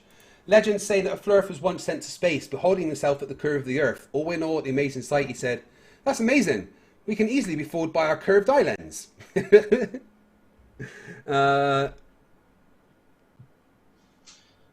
Sorry about that. That's all right, no worries. We got a P when we got a P. I'm trying to find... Adam says Israeli shekels. Thank you very much, Adam. I do appreciate it. Baron Bonji, 4.99. Had to super chat for everyone. Big Bang misleads a lot of people. Big expansion is more fitting. Nothing exploded. Space-time expanded. Yep. Trying to get rid of the strawmans, but it's not working. Indie Tiger, $5. 6,000 years ago, humans evolved so that some people can have blue eyes. Before that, there were no blue-eyed people. Really? That's interesting. How do we know that there was no blue-eyed people 6,000 years ago? I'd like to find out why that is, because that's an interesting... I wonder what the evolutionary advantage to having blue eyes is. I know that people with blue eyes compared to people with brown eyes have like different apertures in their eyes, basically, and people with blue eyes can see better at night but worse in the day. People with brown eyes can see better at night but worse, the other way around. So Stringer's one, $5 says flat earthers will devolve into the Homo stotelus species. Mr. Robot for 50 MKD, thank you. Sun Express, $5. If you're a UK citizen, you can look for job opportunities in Antarctica at bas.ac.uk. Yes, you can. I've done that before. Baron Von G, $4.99. He did it again, FTFE. Can you please ask him what is the difference between hydrogen and anti-hydrogen? Break, what's the difference between hydrogen and anti-hydrogen? I think it's that they've split the protons or hammered the particles off each other, and that just creates that. I think it's from splitting particles. Yeah, well, hydrogen, hydrogen 1 is one proton and one electron. Proton is a positive charge, electron's a negative charge, right? And anti-hydrogen is the other way around. It's got a positron, which is a positively charged electron, and it's got a nucleus with an antiproton, which is a negatively charged proton. So it's the same that it's got a nucleus and an electron orbiting it, but their electrical charges are reversed. Just to point out as well, they've put a price tag on it. It's trillions of dollars for a gram of this stuff. Cool. I'll take 5. The Sun Express, $5 says, PET scans use positrons, big scary antimatter that's safely used daily. Perf, for $2 says, can we get a Flerf to explain retrograde? Do you know what the retrograde motion of the planets is? Yeah, is that where they travel backwards or something? Yeah, it's where you look at Mars in the sky, and it appears at a certain point in the year to go forward and then come backwards, do a loop, and then carry on going forward. Yeah, I guess the gear mechanisms up there were broke. Well, it's easily explained with our model. You see, Mars's orbit is larger than ours, right? So our orbit is faster than Mars. So there'd be a point, if Mars is coming round, Earth will come round and overtake it, right? So from the people on Earth looking at Mars, it's going to look like Mars does a loop and then carries on going in that direction as we overtake it. It's just a perspective thing from going past. But there's no reason for that to happen on the flat Earth. Peter's Prime, $5 Australian dollars. You say think for yourself all the time. Do you think for yourself? Because all I hear is you parroting other flat earthers. What observations and stuff have you done yourself? Yeah, I did an observation over a distance of 30 miles, and the whole of the island that I observed at a 4-foot height, there should have been a drop of 300 feet, and the whole island was visible over the water. It took me about maybe a month to actually get the footage, because it all depends on the tide, whether the tide's in or the tide's out. And the refractive conditions, obviously. Yeah. 30 miles, you'll have about 0.4 degrees. Cold conditions is best if you want to do an observation over long distance, yeah. Question for Flat Earther. In a gas container filled with a single gas, why is it more dense at the bottom than the top? Temperature? No, temperature, whatever the temperature is, there's still going to be a higher pressure at the bottom of the can compared to the top. I take it what you're trying to say is gravity's acting upon it. Well, yeah, that is the reason why there's a pressure gradient. We just always wonder if there's an explanation in the flat Earth world. Are you on about like why there's a pressure gradient at the top of Mount Everest and 14 psi on ground level? Well, not just that, but the same thing happens inside a sealed container with gas in.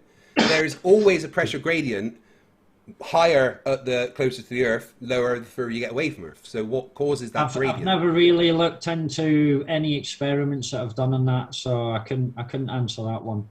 It's definitely something you need to look into because that's kind of undebunkable for gravity. Stringer News 1 for $2 says, Craig is the pride of the Scottish Navy. Interestingly, when I joined the Navy, most of my class at HMS Raleigh were from Scotland. So that was nice. Fuck YouTube, $5 says, what's the big deal about kids hearing naughty words? I learned all my swears from my mum early on. Swearing's just a part of the lexicon, but Break is right in the sense that the language that was used in my video is not suitable for children, but they're not for kids. String News 1, $5. Ignorant doesn't mean I don't know, it just means you don't know because you actively refuse to know. Big difference. Yeah, well, there's the difference between ignorance and willful ignorance. Just two more. We've got Flushing Gamer for $5 says, Break, the gravity blood thing, that's orthostatic hypotension. Please Google it, Craig. Gravity causes your blood to pool in your legs so you pass out. Well, that's something I didn't know. There you go. Yeah, it's also where you can take a millimeter tube and you can put it up a certain height, and that millimeter tube, if you stick it in the bucket of water, the water will climb. That's what happens in plants. That's what happens in your body with your blood. That's climbs. called surface tension. So Indy, and this answers there. Indie Tiger for $10 says, incorrect, Break. Blood is moving through your body under pressure. You have pressure linear to your blood vessels and pressure on the walls of your blood vessels. Same plants, there's no pressure pressure. causes it to go up. Yeah, but you can also take a thin tube and place it in a bucket of water, raise it 10 foot high, 20 foot high, and that water will climb up depending on the millimeter of the tube. It will climb, and it's not stopped by gravity either. Actually, it is. For instance, did you know that a straw can only be as strong as the gravitational acceleration? So you can't overcome the gravity of a straw within its own gravity. It's there's an interesting experiment on the Action Lab. But anyway, that is all the super chats for tonight. Break. Do you have any final thoughts, and then I'll let you go? Yeah, thanks for having me, Craig. Thanks for being amicable. I'm glad we could sort some of our differences out. Guys, just remember, everything that is said in physics, chemistry, mathematics, all the sciences, they need to comport to reality. That's all I would say. Cool. Thank you. I'll be in contact with you, Break, because I've got a couple of people that I would Oh yeah, love you to talk one with. other thing. Big shout out to the live Discord 2.0, Flat Earth Discord. That I'm also banned from. Hopefully that might change. You might be able to have a chat with someone. Nah, Bev's not going to ever let me in there. Okay. Well, we've had lots of undesirables on there. They have been banned, a lot of them, but they are all given a free speech to begin with, you know. But big shout out to the live Discord, Flat Earth server. Find them on YouTube. If you want to go on there and argue that the Earth is a flying spinning ball, please go on there. Tune in. Thanks. Cheers, Craig. Thank you, And Break. thanks Speak to you everybody soon. that's been supporting me in the chat as well. All right, catch you later. Take it easy. Yeah, take care. Well, that was an interesting one. A bit dumpstery, but also quite productive. A lot of nutter. I don't know if I'm ever going to change his mind. I think just the lack of general physics knowledge is very hard to overcome. And it's like they never learn the things that are important in physics, right? But now, because they never had that knowledge, they've created knowledge themselves that they can't abstractly think to figure out that it's wrong because they never had the base training to understand why it's wrong. Just gibbering. I wanted to get real with you guys for a minute. The support is insane. Thank you very much. I can never say thank you enough. There was like 800 odd, nearly 900 people watching at one point. So thank you very much. It blows my mind all the time. I know that I've not actually done a lot of streams and stuff over the past week or so, and I've kind of not been around. Honestly, I'm struggling. I spend every second of my life in agony, absolute abject agony. My shoulder injury from the Navy is constant pain. But even worse, my knee injury. You know, there isn't words to describe the amount of pain that I am in all the time, non-stop. A good day is an 8 out of 10 for me. And honestly, lately it's got me down, and I've struggled. My mental health has been taking a hit from it. I've been feeling less confident in myself, second guessing my scripts and things, and I am struggling to deal with everything because of the amount of pain that I'm in. And just knowing that the support I have from you guys is there is one thing that's helping me. I'm sorry that it's kind of made me slow down my content right now.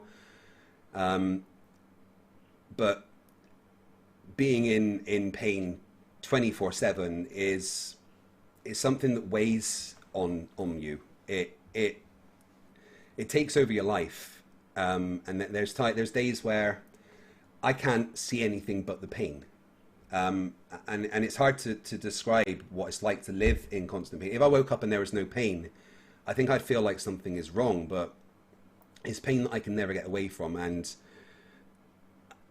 I've struggled lately a lot with it. It's made me feel, I don't like using the word depressed, I don't know why, but yeah, I have felt a bit depressed, I have felt a bit down, I felt like I'm struggling with my scripts, I'm struggling to communicate, I'm feeling a bit introverted, and I just want you guys to know that I am here, and the love and support I get from you guys does really help. Mental health is an important thing. A lot of people struggle with mental health, and you might not notice. I might seem like a happy-go-lucky, cheery individual, outgoing, strong personality, but I do struggle, and at the moment I am really, really struggling. And just knowing that you guys are there is a great comfort for me. There's going to be a big thing coming up in my life. I've been going through the motions with the NHS of my knee for years. I've had surgery upon surgery, and then they throw me back to physio. It doesn't work. I have pins put in. They cause more damage. Back to physio, back to surgery, and it's constantly going, and it's never getting better. And the only option that I see for my life going forward is to not have a knee. If I don't have a knee, I don't have the pain. Unfortunately, the NHS won't do an elective amputation. So I'm starting to go through the process of speaking with private bupa care about having my leg amputated. And this is something that I'm going to be dealing with over the next 6 months to a year of my life, maybe a bit longer. And if there's times that I maybe disappear for a couple of weeks, that I want you guys to know that I'm not just running away. I'm trying to get to a place in my life where I can be the best version of me. Being at home, doing my job at home is great. But there's still some days where I can't do anything. I can't think, I can't eat, I can't look at a screen and concentrate because of the amount of pain I'm in. And this is something that needs to happen. I'm never going to get to the stage of doing a fundraiser to help with this. I mean, I am going to have a GoFundMe at some point once I've got the details from Bupa and everything, but it's not like I'm going to be doing a fundraiser. But I will be trying to raise money to help me get this done, because it's going to be between £8,000 and £10,000. It's not something I can scam you guys on, because you'll see if I get a fucking leg taken off or not, obviously. But I'm not going to do a fundraiser or anything, but I will put the GoFundMe in my streams and stuff, and if people ever want to donate to it, then, you know, the option's there to help me get through this. But I just want you guys to know that I have been struggling to deal with just life in general. But every time I turn on my phone, I see the messages of love and support from you guys, and it helps. So finish on a bit of a downer there. I just wanted you guys to know what I've been going through lately, and the reason why maybe there's been a few less streams and a few less videos is because I am really struggling to just kind of live my day-to-day life at the moment.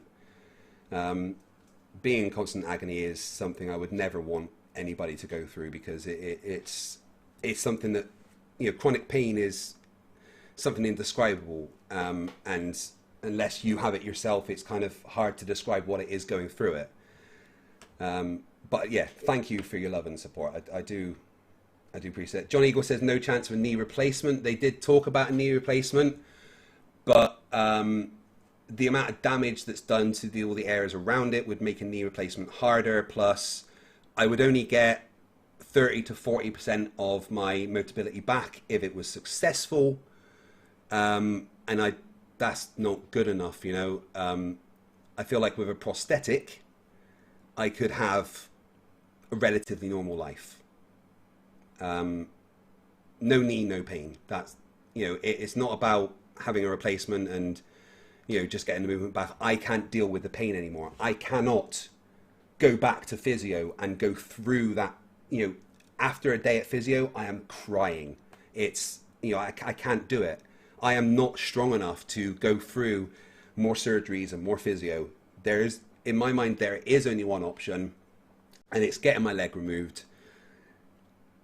And that's, you know, it's eating me up, and it's a hard thing to deal with. So thank you for your love and support. You know, it means the world to me. I'm going to be back in the next few days with, Friday, actually, it's PhD Tony versus Mario, Dumpster Fire, coming up. And then episode 3 of the Level Debunk, which is episode 60 of Flerfs Are Idiots, will be being presented by Mrs. Fight. And then I've got another JM Truth and another Sleeping Warrior video on the way. Just want to say thank you to people that turn up in the chat all the time. Rachel O'Daniels, you're such a massive supporter of mine on Twitter as well. Brainy Beaver, you're one of my best friends in the world. Literally one of my best friends in the world. You know, I love you, dude, so much.